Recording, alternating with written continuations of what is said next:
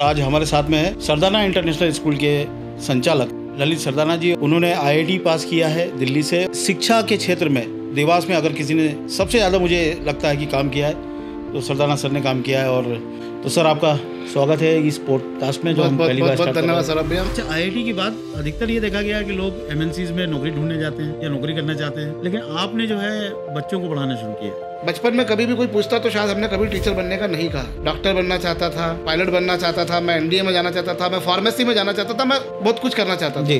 मैं कभी पढ़ाना नहीं चाहता था, सोचा भी नहीं होगा, क्योंकि ये तो यार मतलब ये क्या है, ये कोई प्रोफेशन है क्या, मतलब ये फील्ड था। जो सीबीएसई के बच्चे होते हैं वो 10, 12 अब एमपी बोर्ड से करना चाह रहे हैं स्कोरिंग के लिए। सीबीएसई में स्कोर कम होता है तो उसमें पीछे हट रहे हैं। कहाँ तक सही है? सीबीएसई में स्कोर ज़्यादा होता है। टाइम था 10 साल पुराना, 15 साल पुराना, जब सीबीएसई में स्कोर कम होता था। और मेरा एक सा मानना है कि ना एमपी बोर्ड में कॉपीज थोड़ी गलत चेक होती है। आप 10th की बात करते हैं, एमपी बोर्ड में 6 सब्जेक्ट्स हैं, सीबीएसई में 5 ही सब्जेक्ट्स पढ़ने, तो बेनिफिशियल क्या हुआ। और दूसरी चीज़ अभी 2026 है तो सीबीएसई ने एक अच्छी चीज़ कर दी है, 10th की एग्जाम दो बार होगी। अगर आप एक बार नहीं कर पा रहे तो आपको दूसरी बार मिल जाएगा। तो बच्चों में सर टेंडेंसी भी देखी गई, इतने हाई कंपटीशन में कुछ बच्चे नहीं कर पाते। उनको ऐसा लगता है कि थोड़ा हम पीछे हैं या कुछ भी हैं और डिप्रेशन में चले जाते हैं। माता पिता ज़्यादा फोर्स करते हैं, गलत कदम भी उठा लेते हैं। आज से 10 साल पहले अगर आप बोलते हैं कि माता पिता का प्रेशर रहता तो मैं मानता। मैं ईमानदारी से बताऊं, पिछले 5 सालों में तो मैंने किसी माता पिता को ऐसा नहीं देखा जो बच्चों पे प्रेशर दे। पेरेंट्स डरते हैं। जहां एक घटना आपने सुनी कि आपको लगता है कि अरे यार पेरेंट्स तो ज़्यादा बच्चों से डरे हुए रहते हैं। पेरेंट्स का प्रेशर उतना नहीं है, हो सकता है पेरेंट्स का प्रेशर हो, लेकिन देखिए प्रेशर तो जीवन में झेलना पड़ेगा ना। सर आपकी रील्स बहुत वायरल होती है, आप एजुकेशनल रील्स बनाते हैं, बीच में 1-2 बार विवादों में भी फंसे थे। वो क्या मैटर था पूरा?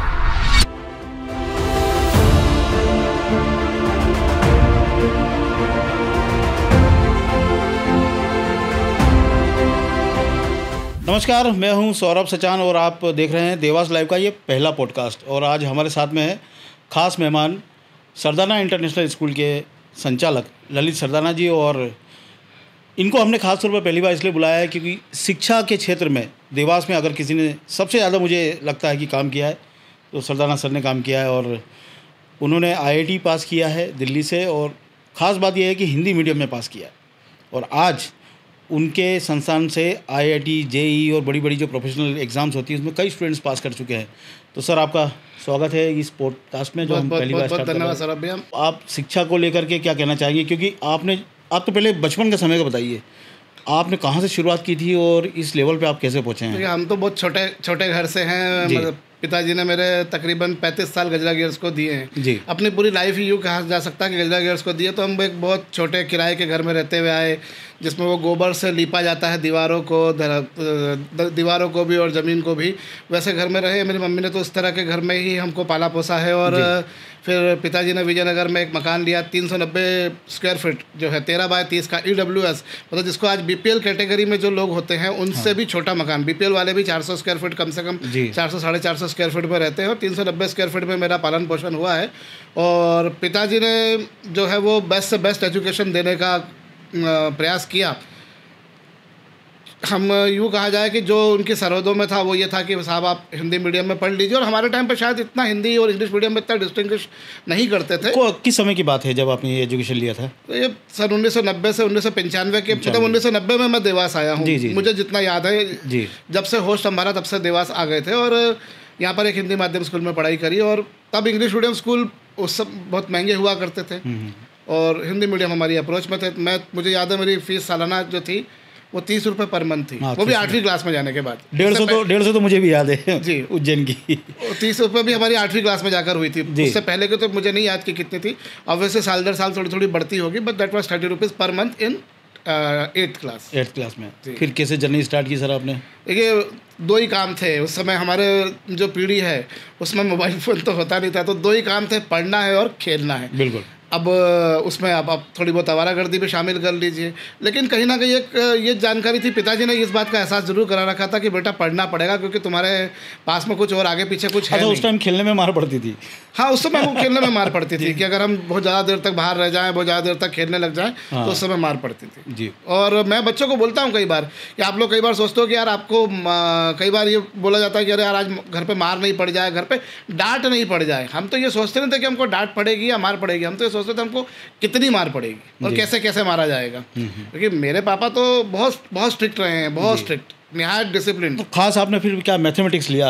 हाँ देखिए, जब आप हम उस दौर से, जब हमको ये भी नहीं पता होता हमें एग्जैक्टली करना क्या है। हमको मान लीजिए कहीं जा रहे हैं बाहर, मतलब किसी भी जगह पर निकल रहे हैं, तो पापा बता देंगे कि देखो ये डॉक्टर धूत का घर है, ये डॉक्टर मोखे का क्लिनिक है, तो हमको डॉक्टर बताया गया कि भाई डॉक्टर जो होते हैं वो खूब पैसा कमाते हैं और जब तक उनकी उंगलियां चलती है तब तक पैसा कमाते हैं। फिर ये मालूम पड़ा कि चार्टर्ड अकाउंटेंट जो होते हैं वो भी खूब सारा पैसा कमाते हैं।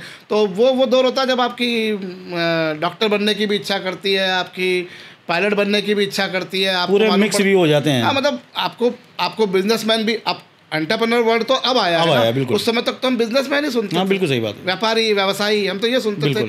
सो आप जिस भी चीज़ से अक्रॉस होते हो, आपको कोई इंजीनियर दिख गया तो आपको लगता है आपको इंजीनियर बनना, आपको उस समय ज़्यादा वो नहीं होता है।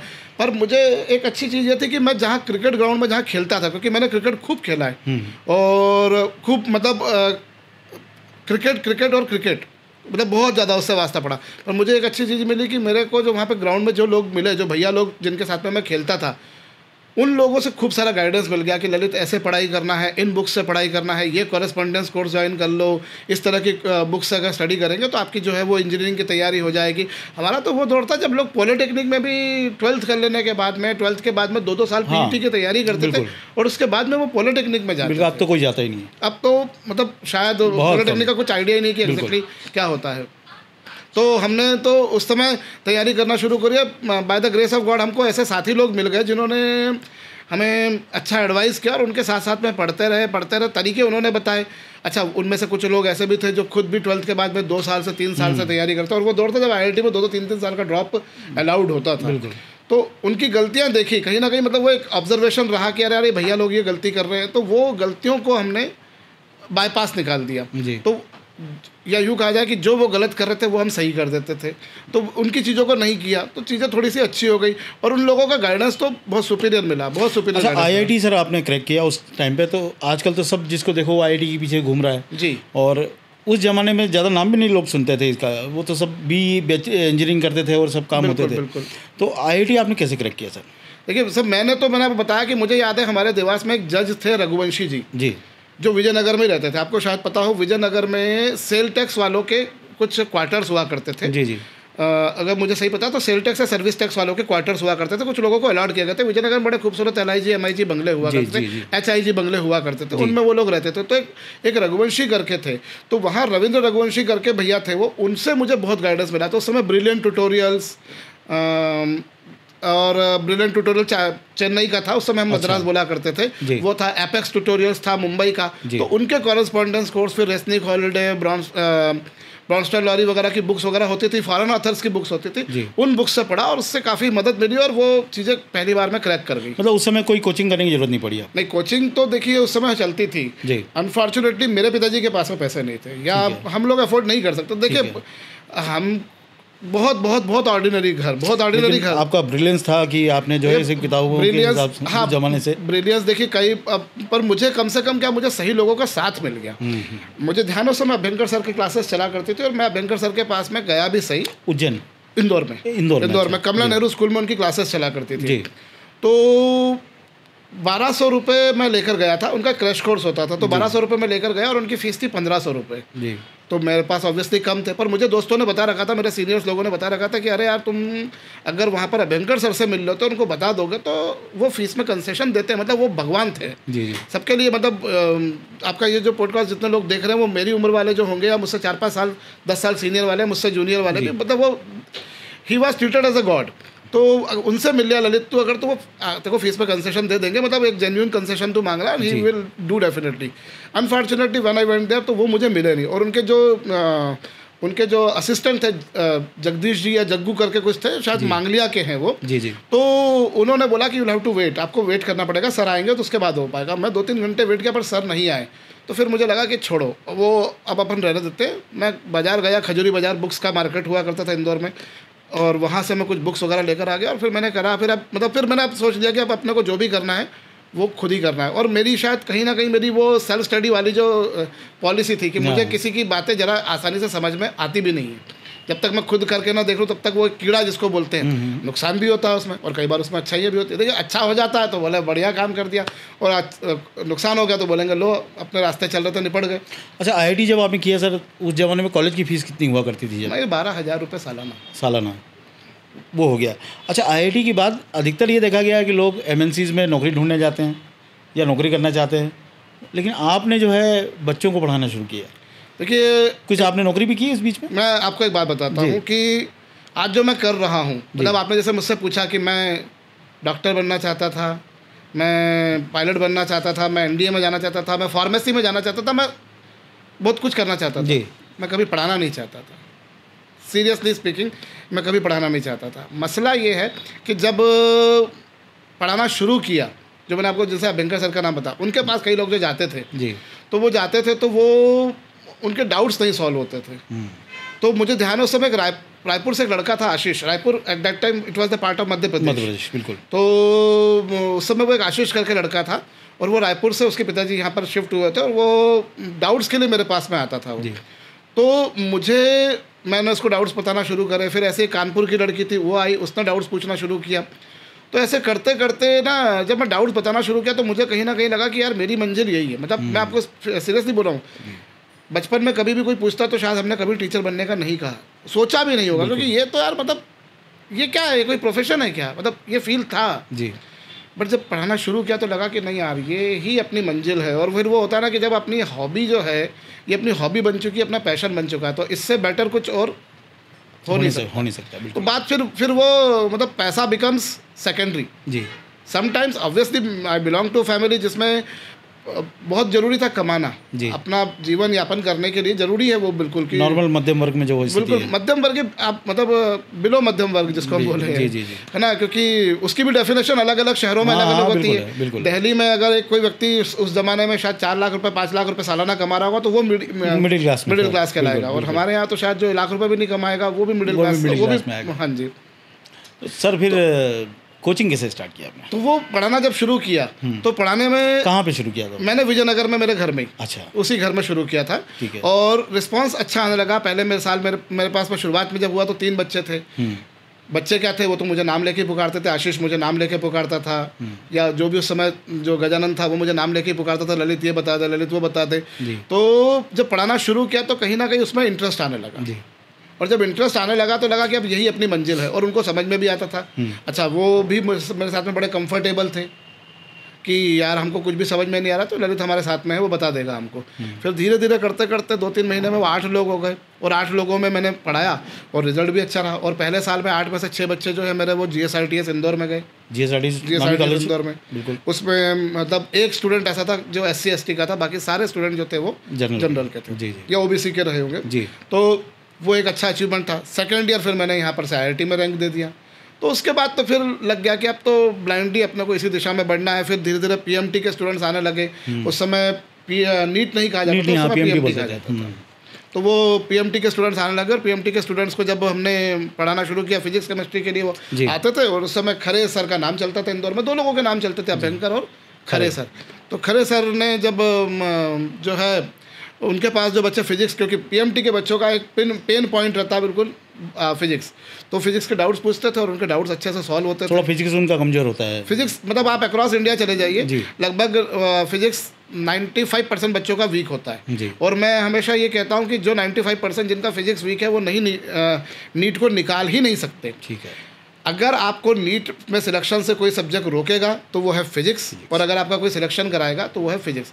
क्योंकि बच्चों को फिजिक्स से इतना डर है कि यार हमसे फिजिक्स नहीं बनता। क्योंकि हम में से कई सारे लोग बायोलॉजी किस लिए लेते हैं, बायोलॉजी इसलिए नहीं लेते कि उनको डॉक्टर बनना है। मैं आपको हकीकत बताऊँ, हमेशा बोलता हूँ क्लास के बिगिनिंग में कि बायो लेने वाले 3 तरह के लोग होते हैं। एक वो जिनको सच्ची में बायो लेना है, जिनको डॉक्टर बनना है। दूसरे जिनको साइंस लेना है पर मैथमेटिक्स से दूर रखना। और तीसरे वो हैं कि उनको मैथमेटिक्स से नफरत है, मैथमेटिक्स से नफरत ही है उनको, और उनको क्या करना है, बायोलॉजी लेना है। इसीलिए ठीक है। अब ये जो हैं ये सारे लोग जो हैं वो क्या कर रहे हैं, नीट की तैयारी कर रहे हैं। अब जो बिल्कुल इनहेरेंट जिनकी इच्छा थी कि हमको तो डॉक्टर बनना ही है, तो वो तो चलिए उन्होंने ले लिया। लेकिन जो those who are scared of physics और scared of mathematics are taking biology, physics उनकी दिक्कत, बहुत बड़ी दिक्कत खड़ी कर देता है। और जब तक आप उसको पढ़ोगे नहीं तब तक वो सब्जेक्ट आपका होगा नहीं। ये देखिए हर सब्जेक्ट का इक्वल वेटेज है, 180 मार्क्स है उस सब्जेक्ट के, और आप देखते हुए आ रहे हैं कि अभी 720 में से 700 मार्क्स तो ऐसे आ रहे हैं जैसे बिल्कुल हलवा हो। तो अब ऐसी एग्जाम में अगर आपने 5 क्वेश्चन भी छोड़ दिए, हाँ, तो आप पीछे हो गए, तो आप 720 में से 700 से नीचे आप आ गए हो। और आज की डेट में 650 पे आपको एडमिशन मिलेगा, कोई गारंटी नहीं है। और ये तो हम मध्य प्रदेश में बैठे, एक अच्छी बात है कि यहाँ 650 पे एडमिशन मिल जाता है। आप बिहार चले जाइए, आप यूपी चले जाइए, आप राजस्थान चले जाइए, वहाँ पर आपको 650 पे एडमिशन मिल जाए तो आप भगवान को प्रसाद चढ़ा दीजिएगा, क्योंकि वहाँ नहीं मिल रहा है। वहाँ कॉम्पिटिशन हमसे ज़्यादा है, नंबर ऑफ एस्पिरेंट्स हमसे ज़्यादा है। पेपर सभी को सेम देना है, लेकिन चूँकि स्टेट वाइज उसमें रिजर्वेशन रहता है, इससे तकलीफ आती है। तो उन लोगों का, जो मैंने आपको बताया कि शुरुआत में जब पढ़ाना शुरू किया तो उन लोगों का पेन पॉइंट था फिजिक्स, और हम लोग मैं उसी के डाउट्स वगैरह कराता था, तो उससे उनको कहीं ना कहीं अच्छा लगता था। और मेन बात ये कि मैं उसको इन्जॉय कर रहा था जब, और आप जिस चीज़ को इन्जॉय कर रहे होते हैं ना, फिर उसके आगे और कुछ भी नहीं है। मतलब वो आपका सब कुछ है कि आप अगर भक्ति में लग गए हो तो फिर वो आप भक्ति में लग गए हो, वो वैसा कुछ हो जाता है। 5-7 बच्चों से जब आपने शुरुआत की, फिर धीरे धीरे आप, एक स्कूल आपका बहुत बड़ा है यहाँ पर, और उसमें बच्चे बाहर के भी आके पढ़ते हैं, इस पूरी यहाँ तक कैसे पहुँचे आप? देखिए सन 1997 से मैं पढ़ा रहा हूँ, 1997 से आई स्टार्टेड टीचिंग जी, और 2003 तक मैंने उस विजयनगर के छोटे से मकान में पढ़ाया। एक समय ऐसा आया जब अच्छा खासा 2003 में हमने 114 रैंक IIT में दे दिया, तो वी गॉट, और उससे पहले भी हम लोग अच्छी रैंक देते हुए आ रहे थे। 76 रैंक हमने उसके बाद में 2005 में भी दिया, और 2003 में भी गेव अ गुड रैंक। अब उस समय हुआ ये कि जब इतना अच्छा रिस्पांस आ रहा था, तो वो जगह तो ऑब्वियसली बात है बहुत छोटी थी। अगर आप उस जगह पे अभी भी जाएंगे तो आप देखेंगे कि अरे बाप रे, इतनी छोटी सी जगह पर कोई कैसे पढ़ा सकता है और कैसे पूरा देवास वहाँ पढ़ने आ सकता है, क्योंकि ये वो जगह है जहाँ से एक बच्चे निकले। मैं अगर नाम बताने लगूंगा तो अगर जिन बच्चों के नाम छूट जाएंगे उनके साथ में गलत हो जाएगा। बिल्कुल। तो मतलब मुझे आज भी याद है कि मेरे पापा ने उस पर एक एक करके एक मंजिल बना कर दिया कि चल बेटा अब यहाँ पे अपने को करना है। तो ऊपर पत्थरे की छत थी और बारिश के दिनों में उसमें से पानी लीक होता था और बच्चे आलकी पालकी बांध के बैठते थे। तो जब पानी लीक होता था तो बच्चे बाल्टी लेके बैठ जाते थे कि एक घुटने पर वो अपनी कॉपी में लिख रहे हैं और एक घुटने में वो। तो ऐसे ऐसे बच्चे थे। और 2003 में चूँकि चीज़ें अच्छी हो चुकी थी, मेरी फाइनेंशियल कंडीशन भी थोड़ी सी बेटर हो चुकी थी, तो उस समय फिर हमने विजयनगर के कोने में राजभारती हॉस्पिटल है उसके ठीक सामने हम लोगों ने बनाया और वहाँ पर हमने जो है वो बड़ा कैंपस बनाया। फिर उधर भी अच्छा रिस्पॉन्स आया। उसके बाद में हमने 2005 में फिर 76 रैंक भी दिया IIT में। तो चीज़ें अच्छी होती जा रही थी, पर कहीं ना कहीं ये लगता था कि यार हम देवास के कोने में हैं और आवास नगर से, राधागंज से या और दूर दूर के दूरगामी एरिया से जब लोग आते थे और मैं रात को क्लास को 9 बजे छोड़ रहा हूँ तो कहीं ना एक वो डर का माहौल हाँ, बिल्कुल रात में दूर है ना। और ब्रिज भी बन गया था, तो ब्रिज बन जाने के कारण थोड़ी सी दूरी बढ़ गई थी। उज्जैन रोड का जो ब्रिज है उस समय बढ़ गया था। तो फिर हम लोगों ने कहीं ना कहीं वो एक कमी खलती थी कि यार हम लोग शहर के हृदय केंद्र में क्यों ना आ जाए। देन आई स्टार्टेड इन 2008 जो है वो हमने मोती बंगला में शुरू किया। 2008 में हमने मोती बंगला में शुरू किया। तो मतलब पूरा देवास एक ही तरफ था, वो था सरदाना की तरफ। तो कई लोग बोलते थे कि भैया आपको बोलते थे हम आप शुरू कर दो, आपने देखो अब शुरू करा, आप देखो अब क्या है। ये चीज़ आपसे आज से 5 साल पहले कर देते तो क्या स्थिति बन जाती।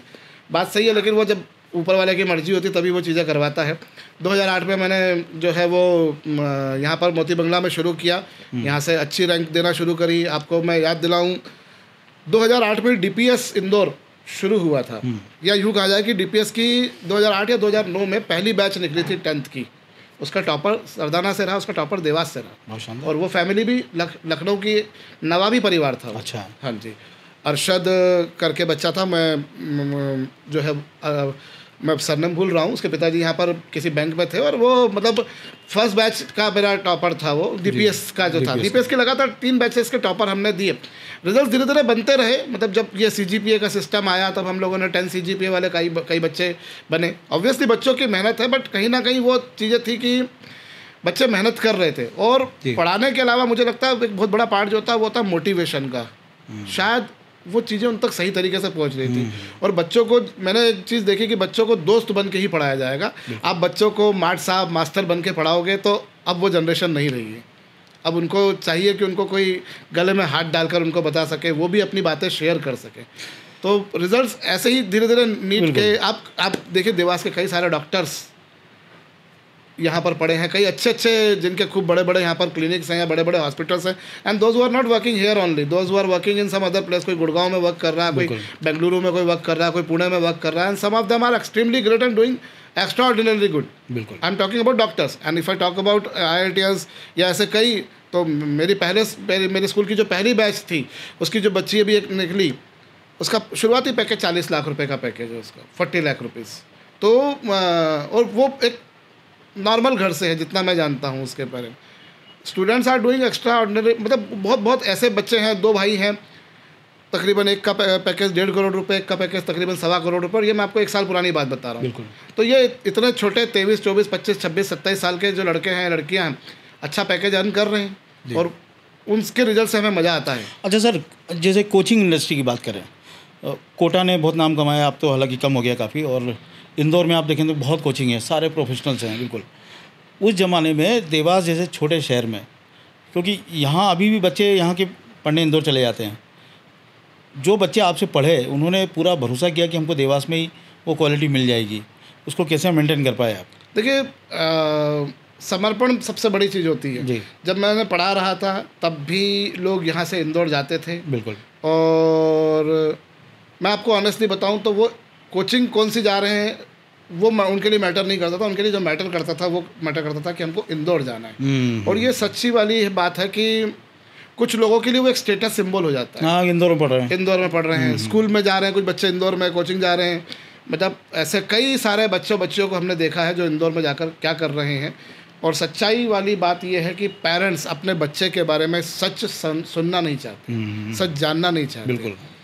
क्योंकि अगर उनको बताया जाए कि आपका बच्चा ये कर रहा है, आपका बच्चा वो कर रहा है, तो वो नहीं कहेंगे। ठीक है, तो ये बच्चे जो है वो पलायनवादिता रहती थी कि हमको इंदौर जाकर पढ़ना है, हमको कोटा जाकर पढ़ना है। कहीं ना कहीं एक वो रहता है कि यार वहाँ जो है वो बड़ा शहर है तो वहाँ चीज़ें अच्छी होंगी। अब कितना डेडिकेशन उनको टीचर्स की तरफ से मिलता था, क्या वो वाकई में क्लासेस में पहुँचते थे?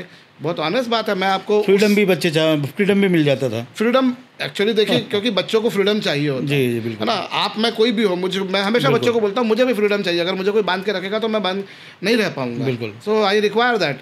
बट पढ़ाई के मामले में ना थोड़ा सा डिसिप्लिन ज़रूरी है, और हमें बच्चों को टोकना भी पड़ेगा, डांटना भी पड़ेगा, उनको कई बार कुछ ऐसा भी बोलना पड़ेगा जो उनके मानसिक रूप से उनको आघात दे। बिल्कुल। तो वो अगर वो नहीं करेंगे तो चीज़ें नहीं हो पाएंगी। बिल्कुल। तो मैंने तो अपना काम, पढ़ाने का काम लगातार करता रहा, लगातार पढ़ाते रहे। अब इस दरमियान जैसे आपने कहा कि भाई इंदौर जाते थे, इसका साक्षात प्रमाण है कि कई बड़ी बड़ी इंदौर की कोचिंग इंस्टीट्यूशन उस समय जो नाम चलते थे जिन लोगों के, मतलब ऐसी कोचिंग भी देखी हमने कि इंदौर में बोले कोई नई कार आती है तो सबसे पहले उनके पास जाते, वो लेते थे। तो उन्होंने यहाँ पर 6 साल कोचिंग चलाई, और 6 साल कोचिंग चलाने के बाद उन्होंने 6 साल में मात्र 1 सिलेक्शन दिया IIT में, और हम हर साल सिलेक्शंस देते थे। लेकिन कई लोग विश्वास जताते थे, क्यों? क्योंकि वो इंदौर से आए हैं। मेरा ऐसा मानना है, देखिए टीचर तो ना वो कहाँ से है वो मैटर नहीं, वो टीचर तो वो तो खुद भी रिक्रूट ही करते थे, बाहर के लाते होंगे।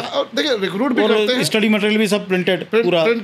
एक्चुअली देखिए टीचर ये एक रोबोट नहीं है ना, आप स्टूडेंट के लेवल के अकॉर्डिंग पढ़ाना पड़ेगा। बिल्कुल। देखिए मेरे पास में बुखार के 2 मरीज आए, एक को क्रोसिन से ठीक होना है, एक को डोलो से ठीक होना है। बिल्कुल। अब मैं क्रोसिन वाले को डोलो दूंगा तो वो ठीक नहीं होगा, तो वो मुझे ऑब्जर्व करना पड़ता है। बिल्कुल। आप नहीं तो ऐसे तो हम कुछ भी सिम्टम्स हम बोल देंगे, डॉक्टर दवाई दे देगा, लेकिन डॉक्टर हमसे फिर भी पूछता है, क्योंकि उसको पता है कि भैया इन पर्टिकुलर सिम्टम्स में, इन पर्टिकुलर टाइम इंटरवल के बाद में ये पर्टिकुलर मेडिसिन काम करेगी। और अगर बाई चांस काम नहीं करे तो इमीडिएटली उसको चेंज किया जाए। अगर वो चेंज नहीं करेंगे तो कैसे काम हो पाएगा? तो वही काम वो है कि जिस तरीके से किसी एक बच्चे ने सक्सेस पाई है, जरूरी नहीं कि दूसरा बच्चा भी उसी तरीके से सक्सेस पाएगा। तो कई बार हमें ये ऑब्जर्व करना पड़ता है कि यार ये बच्चा ऐसे नहीं, ऐसे रिजल्ट निकाल सकता है। तो बच्चों में चलो टेंडेंसी भी देखी गई, इतने हाई कंपटीशन में कुछ बच्चे नहीं कर पाते हैं, और उनको ऐसा लगता है कि थोड़ा हम पीछे हैं या कुछ भी हैं, तो गलत कदम भी उठा लेते हैं और डिप्रेशन में चले जाते हैं। माता पिता ज़्यादा फोर्स करते हैं। आपका क्या नज़रिया है इस मामले में? देखिए मैं आपको एक बात बताऊं कि आज से 10 साल पहले अगर आप बोलते हैं कि माता पिता का प्रेशर रहता तो मैं मानता। ठीक है। आज से 10 साल पहले माता पिता हमारे पास में भी आते थे कि आपको जो करना वो करो आप। ठीक है। हम कुछ नहीं बोलेंगे। ठीक है। माता पिता का प्रेशर भी रहता था कि तेरे को पढ़ना है। मैं ईमानदारी से बताऊं, पिछले 5 सालों में तो मैंने किसी माता पिता को ऐसा नहीं देखा जो बच्चों पे प्रेशर दे रहा है। मेरा जो पर्सनल एक्सपीरियंस है, हो सकता है मैं ऐसे वो पेरेंट्स डरने लगे हैं, गलत कदम ना उठा ले। पेरेंट्स डरते हैं। जहाँ एक घटना आपने सुनी कि आपको लगता है कि अरे यार, पेरेंट्स तो ज़्यादा बच्चों से डरे हुए रहते हैं।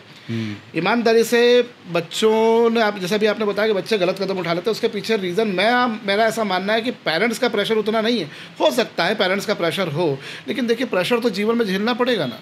प्रेशर कब नहीं झेलना पड़ेगा? आपको कब तक जीवन में हमेशा हाँ में हाँ मिलेगी? कभी तो आपको जंगल का नियम, सर्वाइवल ऑफ फिटेस्ट, वहाँ सर्वाइवल ऑफ द फिटेस्ट वाला मसला है कि आपको कभी तो आपको कोई बोलेगा जो आप जो है वो आपको रिजेक्शन भी मिलेगा।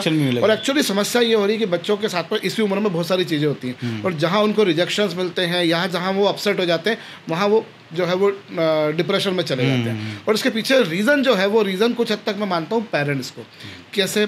अभी मान लीजिए हमने किसी बच्चे को किसी एक्टिविटी में पार्टिसिपेट नहीं कराया, या मान लीजिए हमारा कोई ट्रिप जा रही है कहीं बच्चों को, और किसी पेरेंट ने नाम लेट लिखवाया तो हमने उसका नाम काट दिया, तो कोई भी XYZ reason. So parents start arguing कि यार आपने बच्चे को हमारे कैसे वो कर दिया, बच्चा डिप्रेशन में चला जाएगा, बच्चा फ्रस्ट्रेशन में चला जाएगा, बच्चा कल को ये कुछ कर लेगा तो उस समय फिर क्या होगा, उसकी कौन जिम्मेदारी लेगा। तो मैं पेरेंट्स से एक बात बोलता हूँ कि देखिए, अगर इतनी बातों से अगर बच्चा डिप्रेशन में जाएगा तो फिर तो हमको उसको संवारना पड़ेगा, क्योंकि अभी तो आप उसको बोलकर हाँ करवा देंगे कि चलिए ठीक है हम तुम्हारा काम। होता ना कई बार दो बच्चों के बीच में विवाद हुआ तो पेरेंट्स बीच में आ गए, बोलता उनको झेलने दीजिए, let them face the world, कुछ तो होगा। आज समस्या को सामना करना सीखिए, क्योंकि हर बंदा आपके हाँ में हाँ नहीं मिलाएगा। मैं आपके पास में आता हूँ, हो सकता है मेरी किसी चीज़ में हाँ मिलाए, किसी चीज़ में ना मिलाए। अब नाम वाला करने से आपने मैं आपको बुरा मान के बैठ जाऊँ, ऐसा नहीं होगा।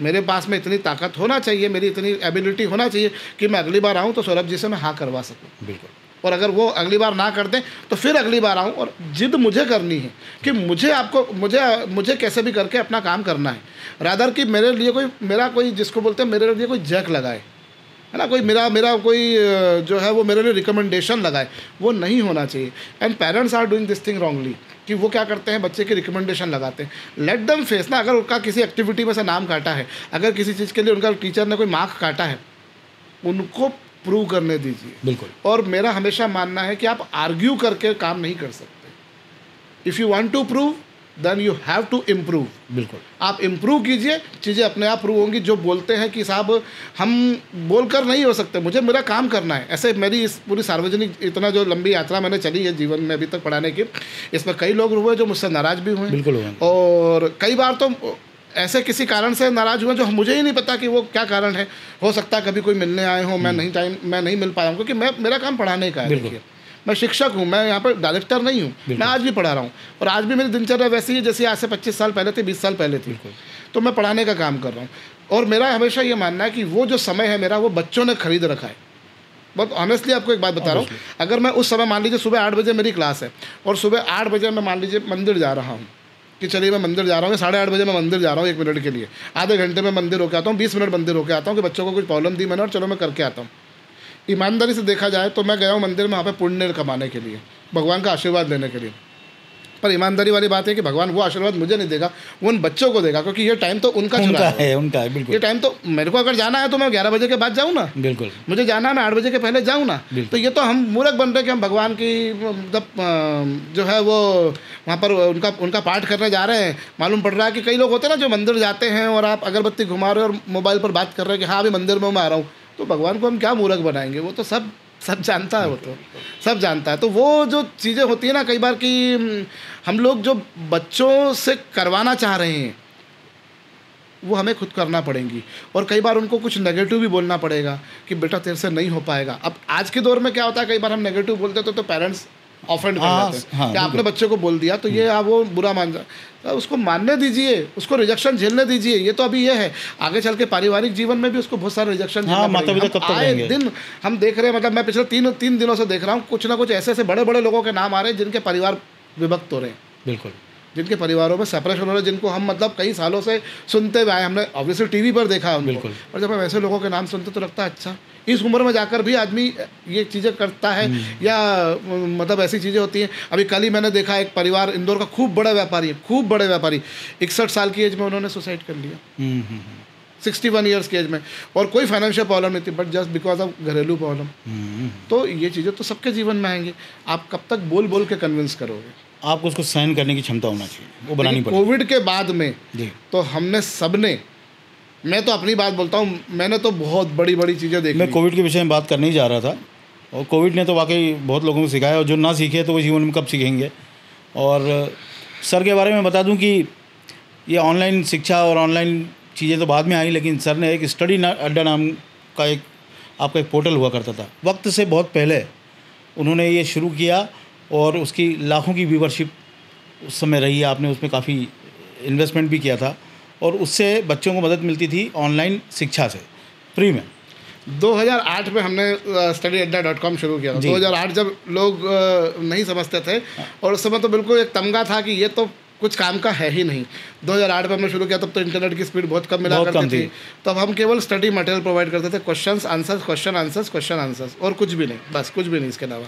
2012 में हमने वीडियोज़ बनाना शुरू करे, तब ऐसा ही कुछ हमने सेटअप बनाया, और खूब पचा हूँ कि लाइट ऐसी लगाए, लाइट वैसी लगाए, और वाइट बोर्ड पे हम पढ़ाते थे। तो सामने से हेलोजन लगा दी तो बिल्कुल रिफ्लेक्शन आता होगा, पसीने से तप रहे हैं, वाइट बोर्ड से रिफ्लेक्शन आ रहा है। एक बार तो ऐसा हुआ कि वो हेलोजन मुंह पे ही फूट गई। तो वो मतलब एक बार तो सक पका के बैठ गया मैं कि अरे, मतलब ऐसा लगा कि पता नहीं क्या हुआ था। होता ना जब आपका एक्सीडेंट होता था, आप भूल जाते हो क्या हुआ था, बस वैसे ही था। क्योंकि वो बिल्कुल मतलब चेहरे से हार्डली 4 फीट दूरी पर थी, और वो भी 1000 वाट की हेलोजन, और उस समय एलईडी लाइट्स नहीं होती थी। नहीं, या कम से कम हमारी अप्रोच पर तो नहीं थी। ये इंटरनेट भी 2016 के बाद ही स्पीड पकड़ा है। जी बिल्कुल। तो 2012 में मैंने लेक्चर्स पढ़ाना शुरू करे, तब हम लोग डीवीडीज बना कर भेजा करते थे, और डीवीडीज का पूरा सेट लेके आते थे हम। मॉजर बेयर के 100 डीवीडीज के ऐसे डब्बे होते थे, जो हम 8-8, 10-10 डब्बे इंदौर से इकट्ठे लेके आते सिल्वर मॉल से, और वो डीवीडीज बनाकर हम करते थे। और वो भी पूरे लेक्चर्स हमारे डेवलप नहीं हुए थे। तो लेक्चर्स डेवलप करने में भी हमको जो है वो खासी मशक्क़त करना पड़ती थी, क्योंकि लेक्चर डेवलप होना भी मतलब ऐसा नहीं कि आपने कैसे भी पढ़ा दिया। मतलब उसमें अगर कोई टॉपिक 3 घंटे का है तो आपको 3 घंटे में ही पढ़ाना है। बिल्कुल सही है। और बल्कि मैं तो ये चाहता था कि 3 घंटे का टॉपिक है तो उसको 4.5 घंटे में पढ़ाओ, ताकि और ज़्यादा एलोबरेट होकर मिले, उस बच्चे के दिमाग में आ पाए। तो जैसे जैसे चैप्टर्स बनते जाते थे, वैसे वैसे हम लोग डीवीडीज उसकी भेजा करते थे। तो और फिर 2016 में जाकर जो है वो जियो आया, और 2016 तक हमने यूट्यूब पर भी हमारे वीडियोस डालना शुरू करे थे। जब जियो आया है सौरभ भैया, उस समय 2016 में मेरे यूट्यूब पर 5,84,000 सब्सक्राइबर्स, बिल्कुल 5,84,000 इन 2016। बिल्कुल। उसके बाद में हमने सन 2017 में सरदाना इंटरनेशनल स्कूल की बुनियाद रख दी थी। जी। तो सरदाना इंटरनेशनल स्कूल की जब बुनियाद रखी, तब मैं पूरी तरह से इससे हट गया कि अब ऑनलाइन एजुकेशन से मैं पूरा, मतलब ये बात सही है कि मैं बहुत पहले आ गया था इस फील्ड में, या यूँ कहा जाए कि जो भारत में जो शुरुआत के जो 4-5 लोग होंगे जिन्होंने उसमें सरदाना देवास से था। बिल्कुल। पर 2016 में जब जियो आया और हाथों में जब उसने मोबाइल दे दिया, इंटरनेट दे दिया, बिल्कुल, उस समय तक मैं इसमें से हट चुका था। और उस समय मेरा पूरा ध्यान जो था वो केवल था कि मुझे स्कूल बनाना है, ऑफलाइन एजुकेशन पे। हाँ जी। और क्योंकि मेरे पास यूट्यूब पर जब हम करते थे ना, तो उससे हमारे पास में लोगों के कॉल्स आते थे कि आप कहाँ पढ़ाते हैं, कैसे पढ़ाते हैं, क्या वहाँ ठहरने की व्यवस्था है, क्या स्कूल का क्या होगा। तब कुछ स्कूलों से भी हम एसोसिएशन करते थे, उनसे बात करते थे कि बच्चा इस तरह से आपके यहाँ पर एडमिशन लेगा और हमारे पास में पढ़ेगा। कुछ स्कूलों से कोऑपरेशन मिलता था, कुछ स्कूलों से कोऑपरेशन नहीं मिलता था।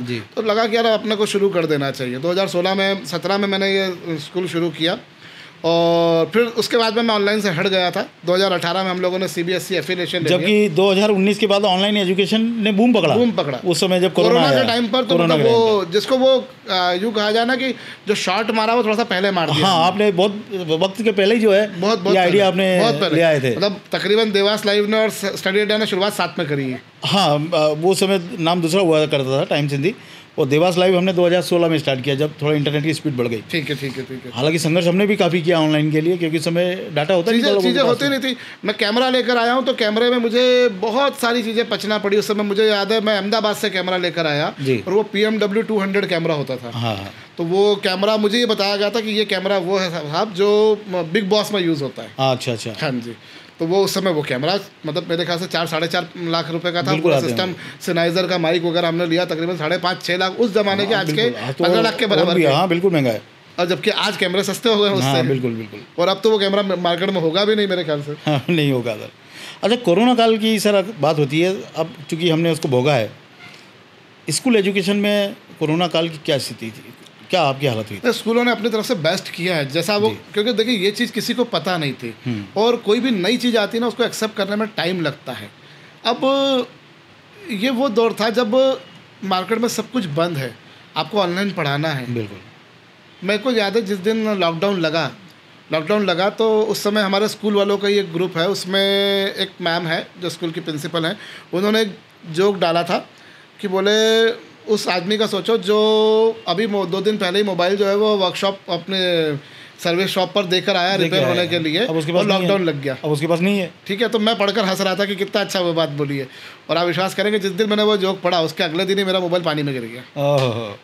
तो मैं तो मतलब बिल्कुल लाचार हो गया। सिम थी ऑफ कोर्स, सिम मैंने दूसरे फ़ोन में लगे के काम चला लिया, लेकिन कई सारे कॉन्टैक्ट नंबर चले गए। तो वो जैसे जैसे करके हम लोगों ने काम किया, उस समय मुझे याद है मैंने जो है वो पैनल, इंटरेक्टिव फ्लैट पैनल मैंने ऑर्डर करी थी, और क्या पता भगवान ने मुझे वो टच स्क्रीन वाला पैनल जो है, मुझे भगवान ने क्या दिमाग दिया था कि मैंने उस पैनल को ऑर्डर कर दिया था। ठीक है। और मैंने उसको, मुझे याद है मैंने 9 मार्च के दिन किया था। अच्छा, 9 मार्च के दिन मैंने किया था। बेंक्यू की पैनल थी जो कि सबसे महंगी पैनल होती है। हाँ। तो मैंने वो पैनल ऑर्डर करी और वो आनी थी, लेकिन लॉकडाउन लग गया, और लॉकडाउन का असर सबसे पहले बड़े शहरों में पड़ा, मुंबई जैसे शहरों में। और ये सब चीज़ें जो आती हैं सब वियतनाम से आ रही हैं, ताइवान से आ रही हैं, चाइना से आ रही हैं, तो मुंबई में बंदरगाह पे उतरती हैं और फिर वहाँ से आती हैं, तो वहाँ तो पूरा बंद हो गया था। बिल्कुल। तो जो मैंने 9 मार्च को मैंने ऑर्डर किया था, which I was suppose to receive in the month of March only, क्योंकि तब मेरा था कि आप देखिएगा, आप चेक कीजिएगा, सन 2020 में 2 अप्रैल के दिन रामनवमी थी, और उस समय मैंने बैच अनाउंस कर रखी थी कि अब 2 अप्रैल से मेरी बैच शुरू होगी। ठीक है। तो वो पैनल मेरा था कि अब इस बार मैं पैनल पे ही पढ़ाऊँगा। सब चीज़ें बंद थी, तो पैनल, लोगों को आटा नहीं मिल रहा खाने को, लोगों को कुछ नहीं मिल रहा, उस समय हम क्या कर लेंगे। सही बात है। तो मैंने पैनल जो वो करते करते मेरे को 9 जुलाई को वो पैनल मिली है मुझको, वरना मैं ये सोचता हूँ कि अगर वो 4 महीने अगर मुझे मिल जाते तो मैं क़यामत ला देता, क्योंकि फिर तो मैं ही राजा था, कुछ भी नहीं किया। वैसे भी घर के बाहर तो निकलना नहीं है, कोई और काम तो है नहीं, तो 4 महीनों में तो मैं बहुत कुछ कर लेता। बिल्कुल। पर अनफॉर्चुनेटली हम नहीं ला पाए। पर फिर भी उस समय थोड़ा थोड़ा करके मेरे टीचर्स की टीम ने भी बहुत साथ दिया, जैसे तैसे करके आके 2-2 3-3 घंटे लेक्चर्स अपने बनाते थे और वो पढ़ाते थे। जैसे हम लोगों ने किया वैसे सभी स्कूलों ने किया। बस ये कि किसी की टेक्निकल एफिशिएंसी थोड़ी सी ज़्यादा हो रही होगी, किसी की हमसे ज़्यादा रही होगी, किसी की हमसे कम रही होगी, but schools have struggled a lot. अब किसी को नहीं पता था, देखिए जैसे कोरोना की दवाई क्या किसी को नहीं पता था। बिल्कुल। Doctors are also putting their efforts, whatever efforts they could put in. बिल्कुल। लाइकवाइज हम भी कर रहे थे। अब कई बार पेरेंट्स की नाराज़गी भी थी कि साहब आप इस तरीके से कोई पढ़ाई होगी क्या, बात सही है, लेकिन चारा क्या है? 2 चीज़ें, या तो पढ़ाओ ही मत। पेरेंट्स बोलते थे क्या मोबाइल में कोई पढ़ाई होती है क्या, मोबाइल से पढ़ेंगे क्या? बात सही है कि नहीं होती, मैं भी मानता हूँ नहीं होती, लेकिन सर यही वक्त था उस समय जब बच्चों को मोबाइल की आदत लग गई। ये सर में बात ये सही है, क्योंकि ये उस समय कुछ ज़्यादा लग गई। पर मैं आपको बहुत ऑनेस्टली बताऊं तो मोबाइल बच्चों के हाथों में पहले से आ चुके हैं। और मैं मतलब ये ऐसा टॉपिक है जिस पर अगर आप डिस्कशन करना चाहेंगे तो हम रात कर देंगे। मतलब मेरे पास मोबाइल से रिलेटेड बहुत सारे बच्चों के एक्सपीरियंसेस हैं जिसमें मुझे बच्चों के पेरेंट्स को बहुत कुछ बोलना पड़ा है, बुरा बोलना पड़ा है। क्योंकि मोबाइल फ़ोन गाड़ी तो पेरेंट्स दे रहे हैं ना, स्कूल तो नहीं दे रहा है। बिल्कुल सही बात। आपके पास 2 रास्ते थे कोविड में, या तो आप उनको पढ़ाओ मत, और पढ़ाओ तो आप चूँकि क्लास आ नहीं सकते तो मोबाइल आ गया, क्या किया जाए। सही है। ये लॉकडाउन स्कूलों ने तो नहीं लगाया है, बिल्कुल। लॉकडाउन टीचर्स ने तो नहीं लगाया है, उनकी तो रोजी रोटी चल रही है इससे, बिल्कुल। उसमें कौन सी वो बात है। बात यह कि जब कोई चारा नहीं है तब उस समय फिर आपको वैसे ही करना पड़ेगा। लेकिन अगर बच्चा उस मोबाइल के कारण या उस मोबाइल के मतलब उसमें कुछ अलग चीज़ें कर रहा है, तो ये पेरेंट्स को तो ऑब्जर्व करना पड़ेगा, और ये पेरेंट्स को हमेशा ऑब्जर्व करना पड़ेगा। मैं चाहता हूँ, मतलब मैं तो बोलता हूँ कि पेरेंट्स को थोड़ी बहुत जासूसी करना चाहिए। समय समय पे तो हम लोग भी बोलते हैं कि थोड़ा बच्चों का ध्यान रखो, और सोशल मीडिया से खास तौर पर, क्योंकि आजकल जितने भी स्कैम हो रहे हैं या धोखाधड़ी हो रही है या फंसाना हो रहा है, वो सब सोशल मीडिया के माध्यम से हो रहा है। चोर आपके घर के दरवाजे खोल के नहीं आ रहा, आपके मोबाइल से आ रहा है, मोबाइल से घर के अंदर, और चोरी करके चला जाएगा, आपका डाटा चोरी कर लेगा, आपको घर खराब कर देगा, बच्चों को ब्लैकमेल भी कर देते हैं। बच्चों को ब्लैकमेल करता है। ब्लैकमेलिंग की बहुत घटनाएं हुई जिसमें बच्चे बता नहीं पाते और वो ब्लैकमेल होते रहते हैं कई बार। तो बच्चों की वो लत के कारण जो है कई बच्चे मतलब मायूस से हो गए कि माँ बाप समझ नहीं पाते हर बार कि बच्चा साइकोलॉजी ऐसा क्यों है, उदास क्यों है, किस तरह से है, और इसके एजुकेशन की बहुत आवश्यकता है, मुझे ऐसा लगता है। इस पे आप क्या करेंगे? देखिए सीबीएसई के जो नॉर्म्स है उन नॉर्म्स के हिसाब से वैसे भी हम लोगों को काउंसलर्स अपॉइंट करना होते हैं। So we do have counsellor in our school. कई स्कूलों के पास होंगे, कई स्कूलों के पास में नहीं भी होंगे। मैं तो देखिए हमारे यहाँ पर एक ही मेथड अडॉप्ट करता हूँ कि मैं तो खुद बच्चों से बात करता हूँ। आप तो खुद ही बड़े काउंसलर हैं। हाँ मतलब देखिए, क्योंकि मुझे ऐसा लगता है बच्चों से ना दोस्ती बनाकर बच्चे अपनी सारी बातें शेयर करते हैं। मतलब वो क्योंकि अब चूँकि हम बोर्डिंग स्कूल में हैं तो वो 24 घंटे हमारे साथ में हैं, तो वो अपने सारे दुख दर्द हमारे साथ में शेयर कर देते हैं। घर की बातें भी कई बार शेयर करते हैं और बिल्कुल पर्सनल बातें भी शेयर करते हैं। तो वो ऑब्वियसली उन्हीं के साथ में रखी जाएंगी। लेकिन उनको सही गलत क्या है, मोबाइल फ़ोन आप उनको दीजिए लेकिन उस पर निगरानी रखिए। कई बार ये लगता है बच्चे की मम्मी बोल देगी कि अरे यार आप बच्चे पे निगरानी रखोगे, आपको बच्चे पे विश्वास नहीं है क्या, ये गलत बात है। या दादा दादी बोल देंगे कि यार तू बच्चे पे विश्वास रख रहा है, तेरे को बच्चे पे विश्वास नहीं है क्या। मैं कहाँ बोल रहा हूँ कि मुझे बच्चे पर विश्वास नहीं है, मुझे बाकी लोगों पर विश्वास बाकी विश्वास नहीं है। कल को कोई मेरे बच्चे के साथ में कुछ गलत कर देता है, मेरे बच्चे के कदम किसी के भी डगमगा सकते हैं। बिल्कुल। देखिए मुझे मेरी माता ने कोई दूध से नहलाकर स्कूल नहीं भेजते थे। बिल्कुल सही बात है। मैं भी बिगड़ा हूँगा, मैंने भी स्कूल से बंक मारी है, मैंने भी सब चीज़ें करी होंगी। भाई हम सब उस उम्र से गुजरते हैं। अगर कोई ये सोच रहा है कि यार ये नहीं होगा, तो देखिए ये तो इंसानी दिमाग है, इंसानी शरीर है, इसमें सब चीज़ें होंगी। बिल्कुल सही। इसमें सारी तरह की क्यूरियोसिटी आएगी, आप स्वीकार कीजिए। कई बार पेरेंट्स अपने आप को इतना बड़ा बना देते हैं कि वो इतना गैप कर देते हैं कि उस गैप के बाद में वो बच्चों से कम्युनिकेट ही नहीं कर पाते। करना तो पड़ेगा, अच्छा है या बुरा उनको बताना तो पड़ेगा कि ये सही है ये गलत है, इससे दूरी बनाओ, इससे दूरी मत बनाओ। कुछ एग्जाम्पल्स उनके सामने रखना पड़ेंगे। हम तमाम तरह के एग्जाम्पल्स आज सुनते हैं, कई तरह की बातें हम लोग सुनते हैं, तो उनके सामने वो एग्जाम्पल्स रखना पड़ेंगे। हो सकता है वो आपसे आर्ग्यू करे कि ऐसा तो कोई अपना वाला भी कर सकता है, ऐसा तो कोई ये भी कर सकता है, ठीक बात है। लेकिन अपना वाला कोई कर सकता है तो उसका इंटेंशन क्या होगा, ये सोचने वाली बात है। कोई दूसरा कर रहा है तो उसका इंटेंशन क्या होगा, उनको सही गलत के बारे में तो बताना पड़ेगा ना। अगर नहीं बताएंगे तो फिर कई बच्चों ने अपने माता पिता के अकाउंट खाली कर दिए पबजी खेल के। ये बहुत सारी चीज़ें उनको पता ही नहीं होता है कि कहाँ फंस गए वो। लाखों, अभी बीच में आप एक वीडियो बहुत वायरल हुआ जिसमें इंजीनियरिंग कॉलेज की फीस वो बच्चा आ गया। राम जाने इतना वो सही है कि नहीं, क्योंकि इतनी लंबी फीस तो नहीं होती। 90 लाख रुपए तो मतलब भारत का दुनिया के, वो तो बाद में आया कि झूठ भी बोल रहा था बहुत सी। जी, वो सोशल मीडिया पे वायरल होने के लिए कोई कुछ भी कह सकता है। लेकिन बात ये है कि कई सारे जो लोग हैं वो बच्चे जो हैं, एक टाइम था तब हमारा वाला टाइम मैं आपको बताऊँ, बहुत ऑनेस्ट है, मैं ऐसे सर्कल में रहा हूँ जिसमें बच्चे पेरेंट्स की जेब से पैसे निकाल लेते थे, चुरा लेते थे पैसे। पापा के पैसे निकाल लिए, मम्मी के पैसे निकाल लिए, मम्मी ने आटे के डब्बे में रख रखे उस पैसे। आजकल बच्चे मोबाइल में से निकाल लेते हैं। और आपने जो कहा कि ये पबजी वगैरह जो चीज़ें हैं, इसमें तो पता नहीं क्या क्या कितने हज़ारों रुपए। ऑटो लिंक हो जाता है और वो उसमें पैसा चला जाता है, चला जाता है। और आपको कोई फ़ोन कॉल करेगा, मतलब ऐसे भी अभी घटना मैंने सुनी थी जिसमें बच्ची के घर पे फ़ोन लगाया और वो बच्ची की मम्मी नहीं थी, बच्ची की मम्मी का फ़ोन था, उठाया और वो बोले हमने तुमको 20,000 रुपये ट्रांसफ़र किए, जरा वो 7,000 रुपये एक्स्ट्रा ट्रांसफ़र कर दे, तो 7,000 रुपये हमको वापस कर दो। तो 7,000 रुपये उसने कर दिए। बाद में मालूम पड़ा कि वो तो थे ही नहीं। और तो अच्छा कि 7,000 रुपये ही लिए। बिल्कुल 70 भी गलत SMS भेज के बच्चों को बरगला लेते हैं। 70,000 आजकल मतलब चोर जो है मोबाइल से घर में आ रहा है, सीधी सी बात है। सर आपकी रील्स बहुत वायरल होती हैं, आप एजुकेशनल रील्स बनाते हैं, बीच में 1-2 बार विवादों में भी फंसे थे आप शायद। जी। वो क्या मैटर था पूरा? देखिए वो मैटर तो मैंने तो अपने लोगों को सचेत किया था। मैं ऐसा बोलता हूँ कि दूसरे के घर को ठीक करने से पहले अपने घर को ही ठीक करो। तो मैंने कुछ उदाहरण बताए थे कि साहब सामने वाले तो प्रोग्रेस कर रहे हैं, और आप जो है वो इन गलत चीज़ों में पढ़कर ये कर रहे हैं। अब हुआ क्या कि वो चीज़ों को काट कर वो जो है उतना पार्ट वो बता दिया गया, उसमें ये लगा कि सामने वाले को ही मैंने गलत बोला। मैंने सामने वाले को गलत नहीं बोला था, मैंने तो मुझे अगर चीज़ों को ठीक करना है तो मैं दुनिया को, मेरा ऐसा मानना है कि सड़क ख़राब है ना, सड़क पे गड्ढे हैं ना, तो मैं सड़क को ठीक नहीं करूँगा, मैं जूता ठीक कर लूँगा। बिल्कुल, मैं मेरा जूता ठीक कर लूँ। तो मैंने उसी संदर्भ में बोला था कि भैया हमें समझ के रहना चाहिए। मैंने किसी को बुरा नहीं बोला था, पर चूँकि वो चीज़ें कर दी कि साहब ऐसा बोला, तो फिर देखिए सबसे अच्छी बात यही है कि मुझे ऐसा मानना है, मेरा ऐसा मानना है कि आपने गलती करी है ना, आप माफ़ी मांग लो, उससे अच्छी चीज़ कोई नहीं हो सकती। कई बार कई चीज़ें ऐसी गलत चली जाती हैं। अब जैसे हम लोग भी, जैसे मीडिया में आजकल कुछ शब्दों पे आजकल आपत्तियाँ होने लगी हैं, तो उन शब्दों को हमने छोड़ना शुरू कर दिया।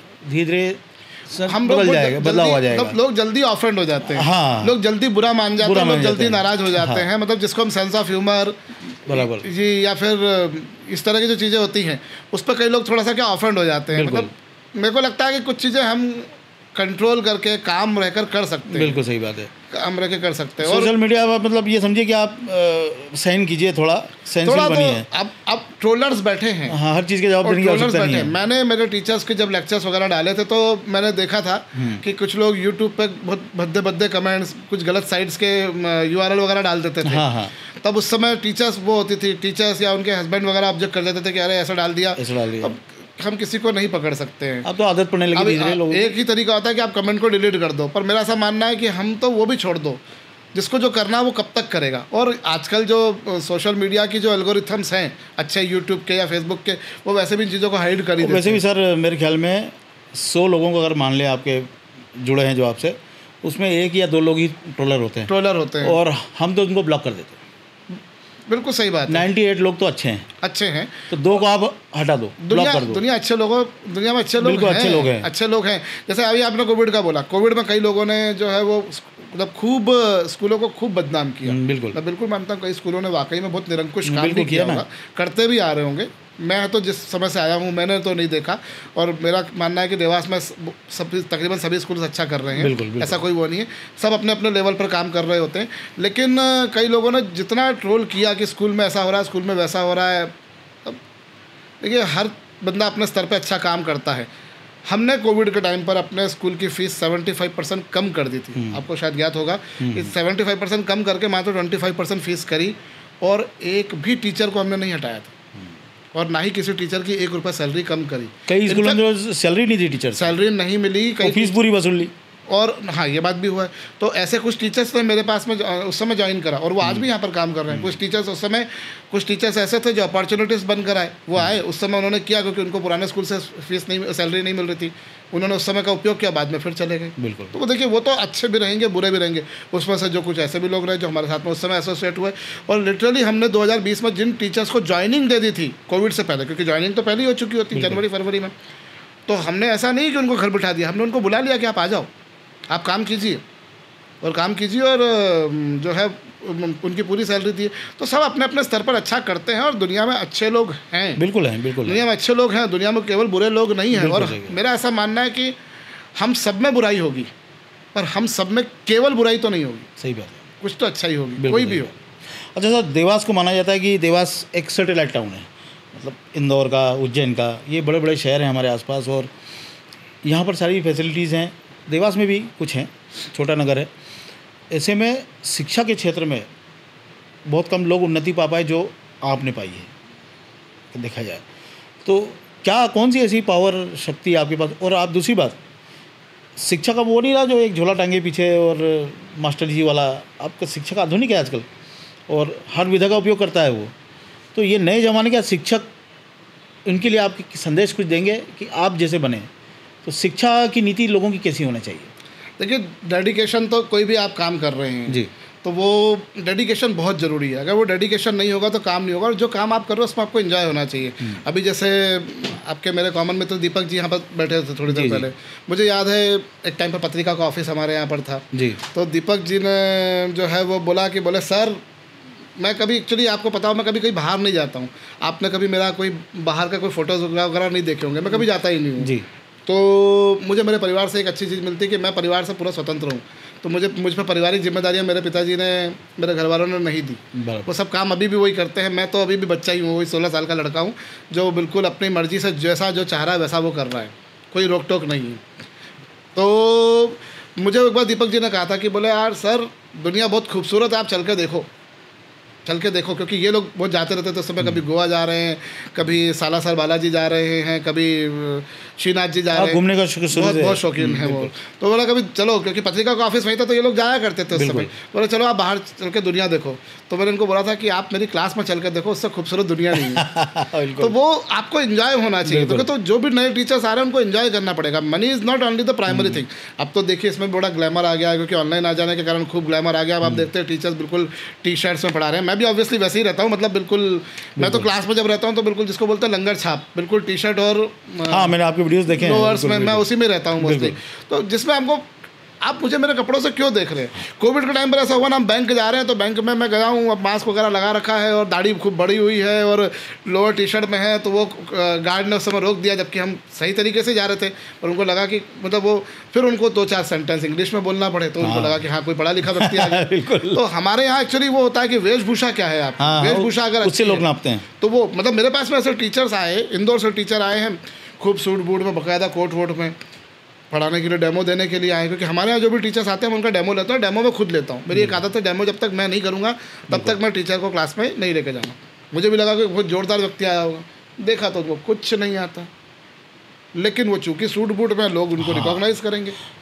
एक ये जो एक वो कंपनी दिवालिया हो गई, वो कोरोना के टाइम में ऑनलाइन एजुकेशन शुरू किया था, इतना परेशान किया था, पता नहीं कहाँ से नंबर का डाटा ले लेते हैं बच्चों का, और कार लेके आते हैं और टाई सूट बूट पहन के आते हैं, टैक्सी करके, हाँ टैक्सी करके आते हैं, ओला से आते हैं, हाँ जी, और लोगों के सामने इतना उसको ग्लैमर करके दिखाते। कई लोग झांसे में बहुत फंसे। हालांकि कंपनी को दिवालिया होना था, मुझे मालूम था कि इतनी एग्रेसिव मार्केटिंग करने वाले लोग पढ़ाई पे तो ध्यान नहीं देंगे, कम से कम मुझे भी ऐसा लगा था, क्योंकि मैं खुद भी पीड़ित हूँ उसका। मुझे कई बार बोलना पड़ा, भाई फोन मत लगाना दोबारा। जी जी जी। आपको मालूम है सर उनकी स्टडी कितनी थी? वो ये तक जानते थे कि ये पत्रकार है, तो इसके परिवार में कितने सदस्य हैं। यानी आप मार्केटिंग के पहले उन्होंने एक एक परिवार के बारे में जानकारी पूरी हॉरोस्कोप पूरा निकाल लेते हैं, उसके बाद वो टारगेट करते थे। तो ये तो एक तरह का गलत तरीका है। एजुकेशन फील्ड में हो तो आपका क्वालिटी बताएगी, लोग खुद ही आएंगे। हो गया आखिर दिवालिया, तो मैं तो उसी दिन उनसे कह दिया था, भैया तुम एक दिन दिवालिया हो जाओगे, अपने लिए नई जगह ढूंढ लो, वो हालत खस्ता हो गई। ये आइडिया तो देखिए आपको पता वाला कि हम उनसे पहले लेकर आ गए थे। हाँ, आप तो पहले लाए, सिंस दे वर फंडेड, इसलिए वो था। हाँ, मुझे भी कई लोगों ने उस समय बोला था कि फंडिंग लो, पर वो फंडिंग में एक चीज़ थी कि अगर फंडिंग ले लिया तो फिर हम प्रेशर में आ जाएंगे। बिल्कुल, फिर वो देखिए अगर कोई व्यक्ति 100 रुपये लगा रहा है तो वो उससे 200 रुपये तो निकाले मांगेगा, वो कहाँ गलत कर रहा है। बिल्कुल सही बात है। जब वो पैसा लगा रहा है तो उसको पैसा चाहिए, उसको तो बिजनेस बढ़ाना है आगे। बिल्कुल सही बात, सीधी बात है। तो वहाँ जब वो प्रेशर जब आ जाता है ना, तो फिर वो प्रेशर में आप काम नहीं कर पाते हैं। वो एक सबसे, हर कोई विराट कोहली नहीं होता जो प्रेशर में अच्छा खेले। सही बात है। अच्छा, तो सरकारी एजुकेशन सिस्टम और प्राइवेट एजुकेशन सिस्टम, इनमें अब अंतर कुछ बच रहा है क्या? कि अब सरकार भी तो खूब ध्यान दे रही है, नए नए सीएम राज स्कूल वगैरह बना रही है, सब कुछ सरकार ने बिल्डिंग बना दी, टीचर्स भी बड़े अच्छे लाए, क्योंकि अब जो गवर्नमेंट टीचर्स, सैलरी तो खूब होती है उनकी। सैलरी तो देखिए पहले भी थी अच्छी, हाँ। लेकिन जो अब टीचर्स आ रहे हैं बड़े अच्छे टीचर्स आ रहे हैं, बहुत अच्छे टीचर्स आ रहे हैं। मैं मेरे स्कूल से बात बोलूँ तो मेरे स्कूल से जो टीचर्स गए, मतलब वो एक्सट्रीमली ग्रेट। या किसी और स्कूलों के भी गए होंगे, कोई स्कूल स्वीकारे ना स्वीकारे, लेकिन ईमानदारी वाली बात है, अच्छे लोग ही उसमें गए जी। समस्या ये वो पढ़ा कहाँ रहे हैं, वो पढ़ा कहाँ रहे हैं, यूँ कहा जाए, या वो पढ़ा कहाँ पा रहे हैं। आए दिन उनको लाडली बहना योजना का काम करना है, अपार आईडी का काम करना है, और XYZ जो मैं कामों के बारे में मैं तो ज़्यादा जानता ही नहीं, क्योंकि मैं डॉक्यूमेंटेशन वर्क नहीं देखता हूँ, but they actually are involve in that thing. चुनाव में लगे हम प्राइवेट स्कूल के जो टीचर्स हैं उनके पास सिर्फ और सिर्फ पढ़ाना है। मतलब हमने तो हमारे यहाँ पर जो है अभी पूरा हम लोग AI बेस्ड काम कर रहे हैं, तो हमने तो हमारे टीचर्स से वर्कशीट बनाने तक का काम भी छीन लिया है कि आपको वर्कशीट भी नहीं बनाना, आपको सिर्फ 3 ही काम करने हैं। आपको क्लास में पढ़ाना है, उनकी कॉपी चेकिंग करना है, और आपको डिसिप्लिन मेंटेन करना है, और आपका चौथा काम और कि आपको आपके सब्जेक्ट पे एनरिचमेंट पे काम करना है। Worksheets, you people are not going to make question exam paper, you people are not going to make question paper, worksheet, everything is going to be done by we people, you are just only to check the copies. तो ये जो पढ़ाने का काम है, ये जो बाकी जो सरकारी जो नुमाइंदे हैं वो ये जो काम कर रहे हैं उसके कारण वो पढ़ा नहीं पा रहे हैं। हम लोग कई बार सोशल मीडिया पे देखते हैं ना, कई लोग बोलते हैं अरे सरकारी स्कूलों में भी ऐसी पढ़ाई हो रही है, या इतनी अच्छी बिल्डिंग बना दी है। बिल्कुल अच्छी बना दी है, मैं बोल रहा ना, बहुत पैसा लगा रही है सरकार, तो कहीं ज़्यादा पैसा लगा रही है।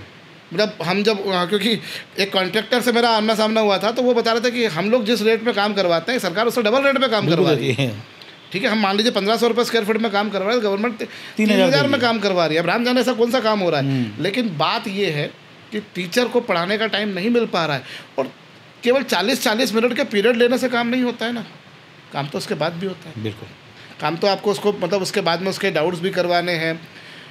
आप मुझे बताइए, फरवरी में भी सब, मेरे को अगर सही पता है तो सरकारी स्कूलों में फरवरी में एग्ज़ाम हो चुकी है। हाँ, एग्ज़ाम चल रही है अभी समय, 9th और 11th। हाँ बिल्कुल, ठीक है। आप मुझे बताइए ये कैसे संभव है कि जो सिलेबस 9 महीने में कंप्लीट होता है वो 8 या 7 महीने में कंप्लीट हो जाएगा? कैसे हो जाएगा? आपको मैं याद दिलाता हूँ, जब मध्य प्रदेश, अभी पिछले साल लोकसभा के चुनाव थे 2024 में, 2024 में चुनाव थे, सेशन शुरू हुआ है 16 जून से, बिल्कुल 2023 में, ठीक है, 16 जून से सेशन शुरू हुआ है। चूँकि गर्मी पड़ी तो जितने बच्चों का भला चाहने वाले लोग थे उन्होंने सोशल मीडिया पे खूब आकर बोला कलेक्टर को गर्मी नहीं लगती, कलेक्टर तो ऐसे रूम में चलता है, बच्चों को तो लगेगी।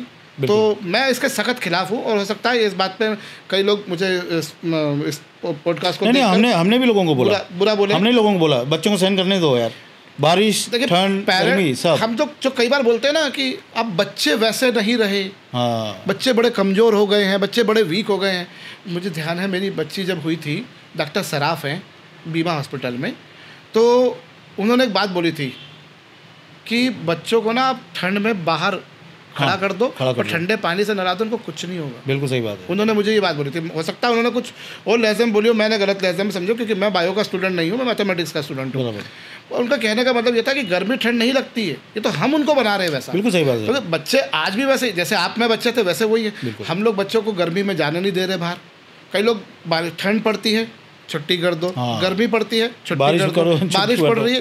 देखिए बारिश पड़ रही है तो किसी गांव में नदी पूर आ जाती है, नाला भर जाता है, वहाँ बस नहीं, वहाँ नहीं आ पाएगा बच्चा, वहाँ छुट्टी करना। यहाँ हम बिल्कुल शहर में पढ़ा रहे हैं, बिल्कुल सड़क है, यहाँ कहाँ, यहाँ क्या जरूरत है। और जो नालियाँ भर रही हैं, क्या कर सकते हैं। बिल्कुल सही बात है। वो तो हर साल भरेंगी। अगर तो वो गर्मी में क्या, अच्छा मुझे बताइए, चलिए गर्मी में बच्चा स्कूल नहीं आएगा तो क्या हर घर में एसी लगा है? नहीं।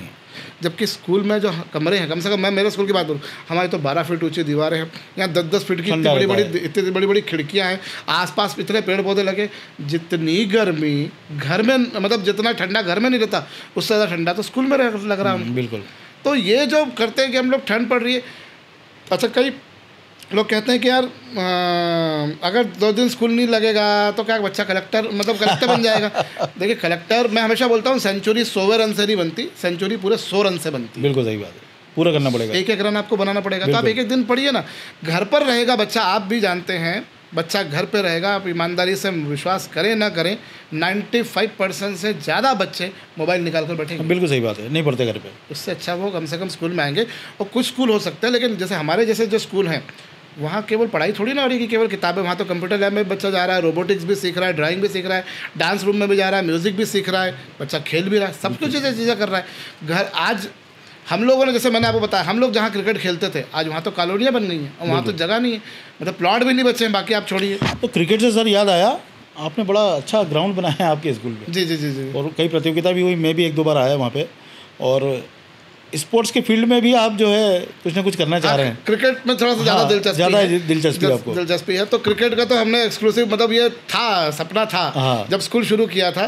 तो वो कुछ लोगों ने जब कहा कि अरे इन्होंने स्कूल शुरू किया, क्योंकि हमने स्कूल मोती बंगला में शुरू किया था। तो बहुत ऑनेस्टली बताऊं, कुछ लोगों ने कहा था कि वो क्या स्कूल चलाएंगे, उनके पास तो पार्किंग की भी जगह नहीं है। तो फिर मैंने एक बार असेंबली में मेरे बोला था, भाव में बहकर बोल दिया था मैंने कि बेटा अब तुम्हारा स्कूल देवास का सबसे बड़ा स्कूल बनेगा। हो गया, बना दिया जी। तो और फिर क्रिकेट ग्राउंड का, क्रिकेट में तो मतलब जिसको हम बोलते हैं कि हमारे को सुई चुभो तो खून निकले ना निकले, लेकिन क्रिकेट जरूर निकलेगा, क्योंकि वो खूब खेला है, मतलब अच्छा खासा ही खेला है।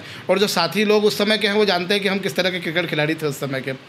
तो वो जो था, इसलिए हमने क्रिकेट का ग्राउंड बड़ा करा कि नहीं वो है। आज 70 मीटर की बाउंड्री का एक जगह बन गई जहाँ पे हम 70 मीटर की बाउंड्री तक हम क्रिकेट वहाँ पर खेल सकते हैं। स्विमिंग पूल अभी जो है वो देवास का सबसे बड़ा स्विमिंग पूल बना है, और वार्म वाटर वाला स्विमिंग पूल है जिसमें 12 महीने हम कर सकते हैं। शूटिंग रेंज सबसे बड़ी एयर कंडीशन है। हॉस्टल जो है हम लोगों का वो एयर कंडीशन है। आज अभी आपने जो बोला कि जैसे देवास में ऐसा क्या करें, मैं आपको बताऊं सौरभ जी, अब आज की डेट में हम लोग, मतलब मैं अगर बात करूं अपनी पर्सनली, तो मैं देवास पर दिमाग लगा ही नहीं रहा हूं, क्योंकि मुझे मालूम है यहाँ पर कई लोग सिर्फ अपना स्टेटस बताने के लिए इंदौर जा रहे हैं, अपना स्टेटस बताने के लिए कोटा जा रहे हैं। मुझे वो लोग चाहिए भी नहीं, मेरा टारगेट है मुझे बाहर से बच्चे लाने हैं। आज मेरे पास में बच्चा यहाँ पर जो पढ़ रहा है, मेरे पास में फरीदाबाद का बच्चा भी है, मेरे पास में लुधियाना का बच्चा भी है, मेरे पास में गया का बच्चा भी है, पटना का भी है, लखनऊ का भी है, बलिया का भी है, मेरे पास में रायगढ़ छत्तीसगढ़ का बच्चा भी है, रायपुर का बच्चा भी है, बस्तर का बच्चा है, बक्सर का बच्चा है। आज 16 राज्यों के बच्चे मेरे पास में पढ़ रहे हैं। और जो फ़ीस स्ट्रक्चर हम लोगों ने बोर्डिंग के लिए रखा है, वो फ़ीस स्ट्रक्चर भी देवास के लोगों के लिए, बहुत से लोगों के लिए वो अफोर्डेबल नहीं है। और हमारे पास में और कोई चारा भी नहीं, क्योंकि हमने टीचर्स भी सब जो करें, अब धीरे धीरे मेरे पास जो टीचर्स आ रहे हैं वो सब रेसिडेंशियल टीचर्स आ रहे हैं। अच्छा। आज मेरे पास में जो है महाराष्ट्र से टीचर्स हैं, कोटा से टीचर्स हैं, यूपी के टीचर्स हैं, बिहार से टीचर्स हैं। तो और जितना भी टीचर्स मेरे पास में आ रहे हैं बस सब बहुत क्वालिफाइड हैं। और मैं दावे के साथ कह सकता हूँ टीचर्स की सैलरी आज की डेट में सबसे ज़्यादा SIS सरदाना दे रहे हैं। अच्छा, बच्चों को क्या फैसिलिटी सर वहाँ पर? देखिए, सुबह से लेकर रात तक उनके पास में डाउट्स पूछने की फैसिलिटी है। मोबाइल फ़ोन पूरी तरह से बैंड है, और ये इसका फ़ायदा पड़ रहा है। अच्छा। जब बच्चा आता है ना तो वो ठहरना नहीं चाहता हॉस्टल में, उसको 10 कमियां बताएगा वो पेरेंट्स को, क्योंकि मोबाइल नहीं मिल रहा है। क्योंकि देखिए होम सिकनेस भी आती है। बिल्कुल सही। घर घर होता है। आप बच्चा सुबह उठ रहा है, मम्मी उठाने आई है, मम्मी को झिड़क देगा कि मम्मी अभी मेरे को नहीं उठना। यहाँ हॉस्टल में तो अगर आप सुबह 5:30 बजे उठाना है तो 5:30 बजे उठाना है, नहीं तो उसके ऊपर पानी आके गिरेगा।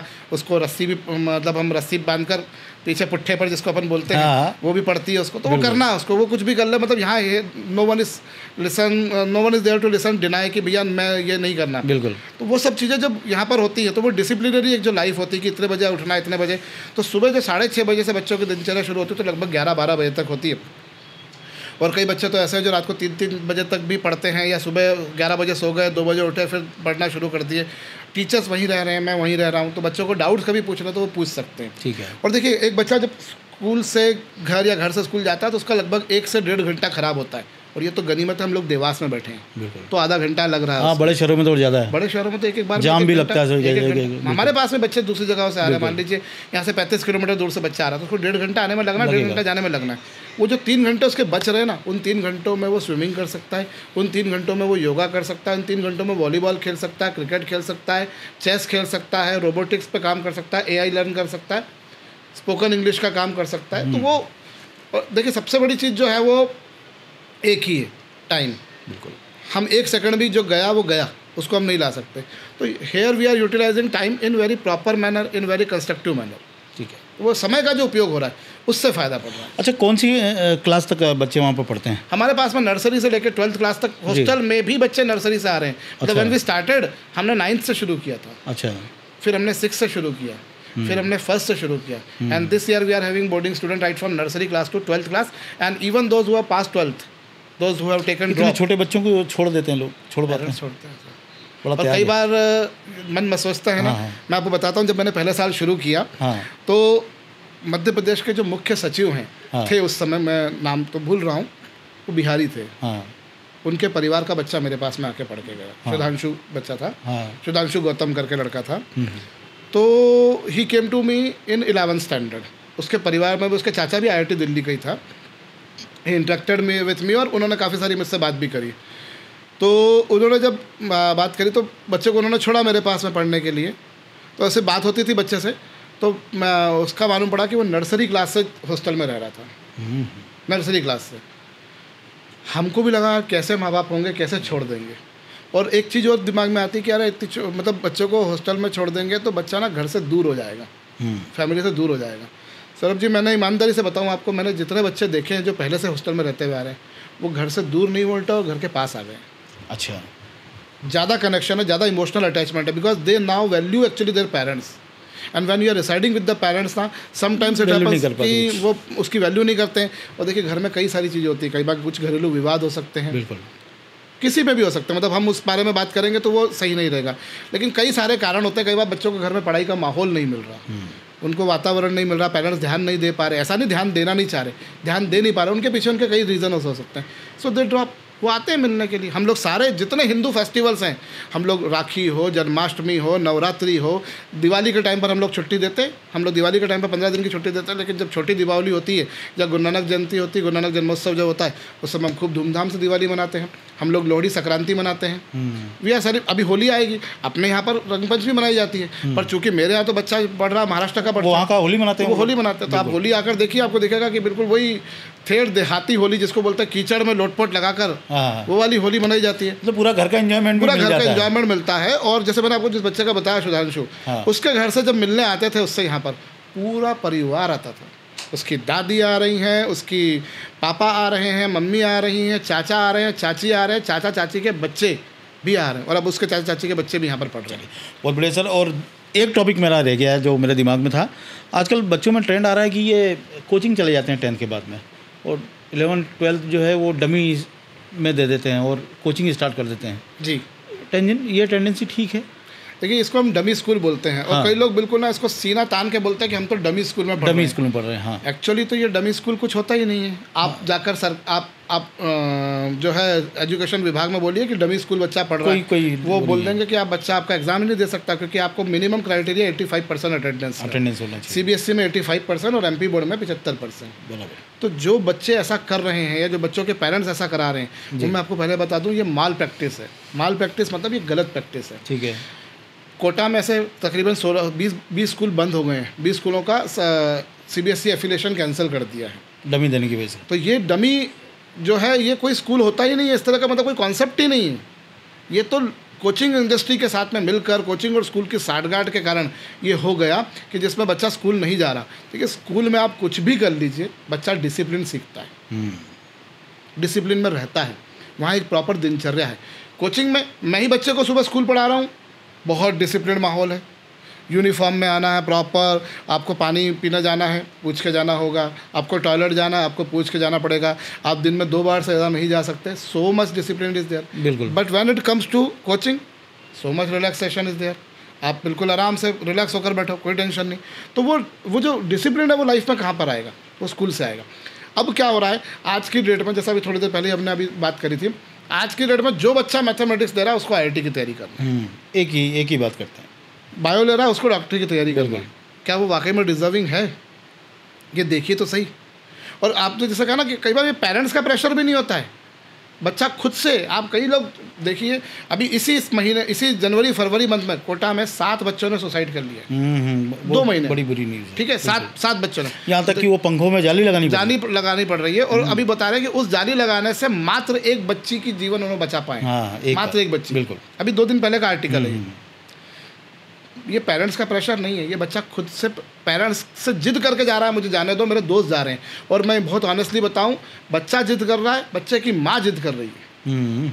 वो अपने हस्बैंड को बोल रही है कि देखो फलाने का बच्चा गया था, आपके पास इतने पैसे किस बात के कमा रहे हो जब बच्चे को वहाँ नहीं भेज सकते। बिल्कुल। कोटा में आप जाइए, समोसे के अंदर आपको अफीम मिल रही है, बच्चा गांजा पी रहा है। आप इंजीनियरिंग कॉलेज में, मेडिकल कॉलेज में, हम लोग इंजीनियरिंग कॉलेज की बात करें तो सिगरेट तो चलती हुई आ रही है। बिल्कुल। सिगरेट तो चलती हुई आ रही है, बिल्कुल। शराब चलती हुई आ रही है।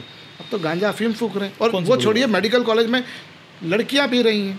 आप तब कहने को हो सकता है कोई लड़की इसमें ऑफेंड हो जाए, तो क्या लड़के पीते हैं तो क्या लड़कियां नहीं पी सकती क्या? भैया मैं तो लड़कों को भी मना करूंगा, लड़कियों को भी मना करेंगे ऑब्वियसली। लेकिन अच्छा, पेरेंट्स को ये बात पता नहीं चलती, और पेरेंट्स को कोई बता भी दे तो पेरेंट्स विश्वास नहीं करते। ये बहुत बड़ी बात है। मैं कई बार ये होता है कि आपने मेरे बच्चे को डांटा कैसे, आपने क्यों बोल दिया? देखिए मैं हमेशा एक बात बोलता हूँ, मैं उसी को डांटूंगा जो मेरे पास है। अरे पहले तो बच्चों को बोलते कि इनको खुद ठोकना ताकि पढ़े। बिल्कुल। आजकल वो अलग परंपरा हो गई। अलग परंपरा हो गई कि पेरेंट्स इतना कमज़ोर हो गए कि बच्चे को कुछ क्यों नहीं बोलना। आपका बच्चा मेरे पास आ रहा है तो मैं उनको बोलूँगा। बिल्कुल। मान लीजिए कोई एक्स का बच्चा मेरे पास में नहीं आ रहा, मैं कौन होता हूँ? सड़क पर अगर कोई बच्चा मुझे गलत गाड़ी चलाते हुए दिखाई दे रहा है, सड़क पर बच्चा कोई गाड़ी भी चला रहा है, मोबाइल भी चला रहा है, 3 बच्चों को बिठा के भी चल रहा है, तो who am I to say him anything? बिल्कुल। But though that child who is studying in my school, who is being taught by me, अगर मैं उसको नहीं बोलता हूँ तो मैं गलत कर रहा हूँ। और मुझे लगता है उसको टोकना, उसको डांटना ना केवल मेरा अधिकार है, बल्कि मेरी वो जिम्मेदारी भी है। मुझे उसको बोलना पड़ेगा कि यार तुम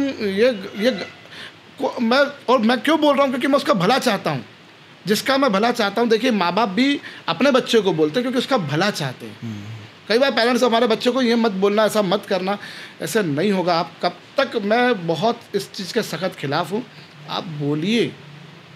जब तक आप बोलोगे नहीं तो मैं उसी को बोलूँगा देखिए जिसका मैं भला चाह रहा हूँ। मान लीजिए कोई एक्स है जिससे मेरा कोई वास्ता नहीं, मैं उसको हरगिज़ नहीं बोलूँगा, क्योंकि मुझे मालूम है उसको बोलूँगा उल्टा मुझे मिलना है, मुझे कुछ सुनने को पड़ेगा। तो अगर मैं तुम्हारा भला चाह रहा हूँ तो मैं तुम्हें बोल रहा हूँ। हम कई बार बच्चियों के बहुत सारी चीज़ें पेरेंट्स को बताते हैं। अच्छा, मेरा एक्सपीरियंस तो ये कहता है कि जिन बच्चों के पेरेंट्स से बात मान ली वो बच्चे सुधर गए, और जिन पेरेंट्स से बात नहीं मानी, मेरे पास ऐसे 10 एग्जाम्पल्स हैं। हम कभी फिर इस बारे में और बड़ी चर्चा करेंगे। मैं आपको कई बच्चों के बारे में बताऊंगा कि मैंने बच्चों के बस्ते उठा के बाहर रख दिए कि अब मैं इसको नहीं पढ़ाने वाला हूँ। बच्चों का बस्ता उठाकर मैंने बाहर पटक दिया कि मैं नहीं पढ़ाने वाला हूँ इसको। मैंने 3 बच्चों के बस्ते बाहर उठा के पटके, उनमें से 2 बच्चों के पेरेंट्स तो आए भी नहीं, और एक बच्चे के पेरेंट्स आए, उन्होंने बोला कि सर अब नहीं करेगा। मैंने उसको कंटिन्यू किया। वो बच्चा पहले ही अटैम्प्ट में IIT में चला गया। क्या बात है। तो मुझे मालूम था ना कि वो डिज़र्व करता है, और मैं बोलूँगा उसको। जो देखिए मुझे भी मालूम है कुछ बच्चे बेचारे बहुत मेहनत करते पर वो अच्छा नहीं कर पाते, वो करना चाह रहे हैं पर वो नहीं कर पाते। वहाँ उनके साथ में समस्या ये वाली है। लेकिन अगर वो कर सकते हैं तो मैं क्यों ना बोलूँ, क्योंकि रिज़ल्ट उनको भी चाहिए, रिज़ल्ट मुझे भी चाहिए। और कई बार ये होता है ना कि बिना प्रेशर के, बिना स्ट्रेस के पढ़ाई करो। मैं बोलता हूँ ऐसा हो ही नहीं सकता। आप भगवान कृष्ण नहीं हो जो बोले कर्मण्येवाधिकारस्ते मा फलेषु कदाचन। ऐसा हो नहीं सकता कि आप फल की इच्छा किए बगैर काम करो। आप कम फल की इच्छा कर सकते हो। कई बार आपने जो सोचा था आपको उससे ज़्यादा अच्छा फल मिल जाए, लेकिन it is next to impossible without expecting something. मैं पढ़ाई इसलिए कर रहा हूँ, मुझे IIT में जाना है, अब मैं बोलूँ नहीं मैं पढ़ूँ और मैं होगा तो नहीं होगा, अरे प्रेशर तो लेना पड़ेगा। बिल्कुल सही है। आप बल्ला पकड़ के गए हो तो आपको रन बनाने हैं, आप बोलो बने तो बने, नहीं तो कोई नहीं बने भैया, ऐसा नहीं हो सकता। हमारी सबकी आशाएं हैं आपसे, आपको रन बनाना पड़ेंगे। तो वो और जिनकी आपसे आशाएं हैं वो आपको सर बिल्कुल सर आँखों पर भी बिठाएंगे और नीचे भी गिरा देंगे। बिल्कुल सही बात है। तो वो आपको प्रेशर झेलना पड़ेगा, प्रेशर झेलने की आदत डालिए। पेरेंट्स को कभी कभार हर चीज़ उसको आसानी से उपलब्ध नहीं करा देना चाहिए। मैं बोलता हूँ कि पेरेंट्स क्या कर रहे हैं, बच्चों से ना छोटे छोटे जो उनकी प्रैक्टिसेस हैं, उनके जो छोटे छोटे एफर्ट्स हैं वो छीन रहे हैं। बच्चे ने कुछ बोला, उपलब्ध करा दिया, लेट हिम ट्राई, करने दीजिए ना उसको। बिल्कुल, आप तो कभी भी करवा देंगे, लेकिन अगर आज आपने उसको सब चीज़ें ऐसे ही उपलब्ध करा दी तो वो कैसे सक्सीड करेगा। अच्छा सर, आजकल एक टेंडेंसी और आ रही है, उसके विषय में थोड़ा सा बात कर लें लोगों के लिए जानकारी पर। जो CBSE के बच्चे होते हैं वो 10th 12th अब MP बोर्ड से करना चाह रहे हैं स्कोरिंग के लिए, और दूसरा सरकारी योजनाएं चल रही हैं, जैसे लैपटॉप मिल रहे हैं, मेधावी छात्र योजनाएं चल रही हैं। CBSE में स्कोर कम होता है तो उसमें पीछे हट रहे हैं, कहाँ तक सही है? CBSE में स्कोर ज़्यादा होता है। अच्छा, ये हमें जो लोग नॉर्मली बताते हैं नहीं, ये टाइम था 10 साल पुराना, 15 साल पुराना, जब CBSE में स्कोर कम होता था। अच्छा। और MP बोर्ड में ज़्यादा होता था। अब आज की डेट में आप देखिए CBSE में स्कोर अच्छा होता है। अच्छा। और मेरा एक सा मानना है कि ना MP बोर्ड में कॉपीज थोड़ी गलत चेक होती है। किसी की भी कॉपी कैसी भी चेक हो जाती है, मतलब बच्चे ने अच्छा नहीं किया उसके बाद भी उसको मार्क्स मिल जाएंगे, अच्छा किया उसके बाद।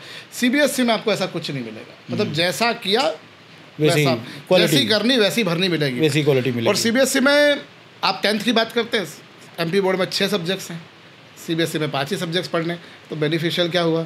और दूसरी चीज़, अभी 2026 से तो CBSE ने एक अच्छी चीज़ कर दी है, 10th की एग्जाम 2 बार होगी। अगर आप एक बार नहीं कर पा रहे तो आपको दूसरी बार मिल जाएगा। बड़ा वो कदम है। JEE का एग्ज़ाम, अच्छा ये जो पैटर्न है मैं आपको बताऊँ, मतलब आप हो सकता है बोले कि हम अपने मुँह से अपनी तारीफ़ कर रहे हैं, लेकिन ऐसे बहुत सारी प्रैक्टिसेस हैं जो हमने पहले कर दी, CBSE ने बाद में लाई। उदाहरण के तौर पर जब हमने स्कूल शुरू किया था तो we were the only school जो एग्ज़ाम 2 बार करवाता था। ठीक है। हाँ जी, हमने शुरुआत की थी, हम 2 बार एग्ज़ाम करवाएंगे और उसमें से बेस्ट रिजल्ट पकड़ेंगे। बाद में NTA ने JEE की एग्ज़ाम के लिए ये किया कि JEE की एग्ज़ाम 2 बार होने लगी, और अब CBSE ने भी किया। ऐसे में कई सारी आपको चीज़ें बता सकता हूँ जो CBSE ने बाद में करी, हम लोग पहले करें। मतलब मेरा कहने का आशय है कि हमको शिक्षा की परख है कि क्या चीज़ें सही होंगी, क्योंकि चीज़ों को पास में बैठकर ऑब्जर्व किया करते आए ना, लगातार पूरा जीवन आपने दे दिया उसमें। वो ये मतलब अब 28वां साल चल रहा है, तो we have dedicated ourselves completely. बिल्कुल, तो वो पता है। तो अब ये जो कई लोग सोचते हैं कि MP बोर्ड में जाके अच्छा कर लेंगे, देखिए सफलता ना आसानी से नहीं मिलती है, सफलता मेहनत करके मिलती है, और मेहनत का कोई और सब्सटीट्यूट नहीं है। कई पेरेंट्स ये सोचते हैं कि चलो हम MP बोर्ड में कर दें। अच्छा, सुनी सुनाई बातों पर बच्चे का 55% बना है 10th में, और आप सोच रहे हो उसको डमी करवा कर आप उसको कोचिंग करवा दोगे। उसको पहले बोलो कि तू 55 से 70 पे जा भैया 11th पे, तब मेरे से बात करना। आपको बच्चे ने बोल दिया अरे बच्चे की बात नहीं मानेंगे तो बच्चा ये कर लेगा, बच्चा वो कर लेगा। मैं बोलता हूँ 2 झापड़ दो उसको, उसी समय 2 थप्पड़ दीजिए कि ऐसे कैसे कर लेगा। आज तेरी बात मैं मान लूँगा, आज तेरी बात तेरी मम्मी मान लेगी, कल को कोई और नहीं मानेगा, तेरा कल को लाइफ पार्टनर आएगा, लाइफ पार्टनर से विवाद नहीं होगा। ऐसा कौन है दुनिया में जिसका नहीं होता? क्या हमारा नहीं होता? सब आपका भी हुआ होगा, मतलब XYZ कोई भी होगा उसका होगा। बिल्कुल। और कई बार हमारे मन में कई लोगों के बहुत बुरे बुरे ख्याल भी आए हैं, बिल्कुल आते हैं।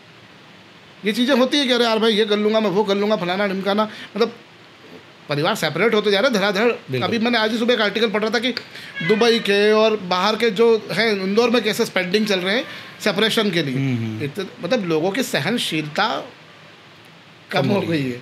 हमारे माता पिता में भी हुए होंगे, हम में भी है। और ये तो मैं एक बात बता रहा हूँ, आप काम करेंगे तो काम में भी आपको कई बार नुकसान भी होंगे। आपको पार्टनर आपका जो है वो आपके साथ में गलत कर देगा, किसी और तरीके से कोविड आ जाएगा तो आप क्या करना। आपका व्यवहार आपकी इसी पढ़ाई तक सीमित नहीं है, पूरे जीवन तक बहुत सारी, तो आपको वो करना पड़ेगा। अब पेरेंट्स ने को बच्चे ने बोल दिया कि मेरे को तो MP बोर्ड में जाना है, अब बच्चा बिगड़ रहा है, बच्चा बिगड़ रहा है। MP बोर्ड स्कूल की कब दिक्कत नहीं है कि MP बोर्ड स्कूल बुरा है, बात ये कि आपका माइंडसेट वो हो जाता है कि अब तो मैंने क्या कर लिया, दोस्तों की बात मान लेते, मेरे 4 दोस्त गए हैं, बिल्कुल मैं भी चला जाता हूँ। अच्छा, फिर उसके बाद में आपका माइंडसेट क्या हो गया, अब तो मैंने क्या कर लिया, MP बोर्ड कर लिया, अब तो मेरे लिए आसान हो गई। नहीं हुई। सब हमने ऐसे ऐसे लोगों को देखा है। मेरे पास एक बच्चा, जब हमने हॉस्टल शुरू किया था तो मेरे पास एक महाराष्ट्र का बच्चा आया, नंदुबार करके जगह है महाराष्ट्र में, वहाँ का एक बच्चा था 10th में, उसके 5 सब्जेक्ट्स में 10 CGPA। 5 सब्जेक्ट्स में 10 CGPA, वो CGPA का दौर था, ठीक है। वो बच्चा कोटा गया, कोटा में उसने तैयारी करी 11th में, 10 CGPA यानी 100%? 100% हो गया, ठीक है। वो बच्चा कोटा गया और कोटा में वहाँ जाकर जब तो उसने तैयारी करी है, वो जब 12th का एग्ज़ाम दे दिया उसने, रिजल्ट वगैरह सब बन गया, 12th में फिजिक्स, केमिस्ट्री और मैथमेटिक्स तीनों में फेल। जो आप जो डमी वाली बात बोल रहे हैं ना, आपके सामने तो केवल वो उदाहरण आ रहे हैं जो सक्सीड हुए, जो नहीं हुए उनका क्या। और वो उदाहरण तो आपके सामने आ ही नहीं रहे। बच्चे उस चक्कर में बहुत डिपार्ट होते हैं। हर चीज़ आसानी से, मैं तो आपके माध्यम से ये सब तक बात पहुंचाना चाहूँगा कि आपका बच्चा आपसे जिद कर रहा है ना, उसको हर चीज़ उपलब्ध मत कराइए, थोड़ा उसको स्ट्रगल करने दीजिए। कब सिखाएंगे आप उसको स्ट्रगल करना? बिल्कुल। हम हमेशा सोचते हैं ठंड लग रही है, 5वीं के बाद बच्चा स्कूल में ठंड, अभी 5वीं तक के स्कूल बंद कर दो, 8वीं तक के, क्या अभी शारीरिक क्षमता में कोई कमी आ गई है? हमारे टाइम पर ज़्यादा थी, हमसे हमारे पेरेंट्स ज़्यादा ठंड सहन कर सकते थे, बिल्कुल हम कम कर पा रहे हैं। और ये इसके पीछे रीज़न ये है कि हम लोग क्या कर रहे हैं, उनकी बहुत पैम्परिंग कर रहे हैं, खुद कमज़ोर बना रहे हैं, हम कमज़ोर बना रहे हैं। रैदर हम उसको कमज़ोर मत बनाइए, थोड़ा उसको स्ट्रगल करने दीजिए। स्वामी विवेकानंद जी से किसी ने पूछा था कि स्वामी जी, जीवन को एक वाक्य में परिभाषित कीजिए, define life in single sentence. तो उन्होंने सिंगल सेंटेंस, एक वाक्य का सहारा नहीं दिया, उन्होंने कहा संघर्ष, struggle. When you are alive, then you have to struggle. आपको कुछ भी आसानी से नहीं मिलेगा। आप कोशिश कर लीजिए, ऑक्सीजन लेने का पूरा प्रयास कीजिए, पर कार्बन डाइऑक्साइड मत छोड़िए। आप लेके बता दीजिए, आपको ऑक्सीजन लेने के लिए भी कार्बन डाइऑक्साइड को छोड़ना पड़ेगा। There is nothing like free. बच्चों को थोड़ा सा स्ट्रगल करने दीजिए, प्रयास करने दीजिए। और मैं क्योंकि मैंने बहुत ऑब्जर्व करा, ये बच्चों की जो मम्मियाँ हैं ना, वो बच्चों को सब चीज़ें मुहैया कराना चाहती है, बाप भी मुहैया कराना चाहते हैं। कुछ कराइए ना, ज़्यादा दयालु हो गए आजकल। आप कराइए, आपने जो भी किया वो उनके लिए किया है, बात सही है। लेकिन कई बार ना हमें उनको एहसास दिलाना ज़रूरी है। आप उनको ये भी तो बताइए कि तुम्हारे पिताजी ने जो अर्न करा वो कैसे किया। अगर वो नहीं बताएंगे तो नहीं हो पाएगा काम। पीढ़ियों का संघर्ष बताना जरूरी है, बहुत ज़रूरी है। और बच्चा कई बार उससे बोर होता है, मैं जानता हूँ, क्योंकि जब पेरेंट्स बोलते हैं तो बच्चा बोर होता है, क्योंकि हम सब उस फेज से गुजरे हैं। बच्चों को मैं देखता हूँ तो वो बच्चे कई बार इस चीज़ों से बोर होते हैं, लेकिन उनको ये फिर भी बताना जरूरी है, क्योंकि the moment will come in their life, they have to face so many things. Life सबकी तो आसान नहीं होती, कुछ लोगों की हो सकती है, पर सबकी तो नहीं होती। तो चलिए सर, काफ़ी आपसे जानकारी मिली और आपकी लाइफ के बारे में भी अब लोग देख रहे हैं, और हमारी आपको शुभकामनाएं। आप देवास के एक बहुत अच्छे शिक्षाविद हैं, और ये पहला पॉडकास्ट था देवास लाइव का, जो इसलिए हम शिक्षाविद के साथ करना चाहते थे, क्योंकि आपने अपने आप को प्रूव किया है। कम से कम हमारी नज़र में तो हम देखते हैं, नज़रिया लोगों का हो सकता है बहुत सारी चीज़ें, और इसी तरह आप आगे बढ़ते रहें और आप हमसे जुड़े रहें। और पॉडकास्ट से आपको कैसा लगा, इस बारे में इसको कमेंट भी कीजिए और शेयर भी कीजिए।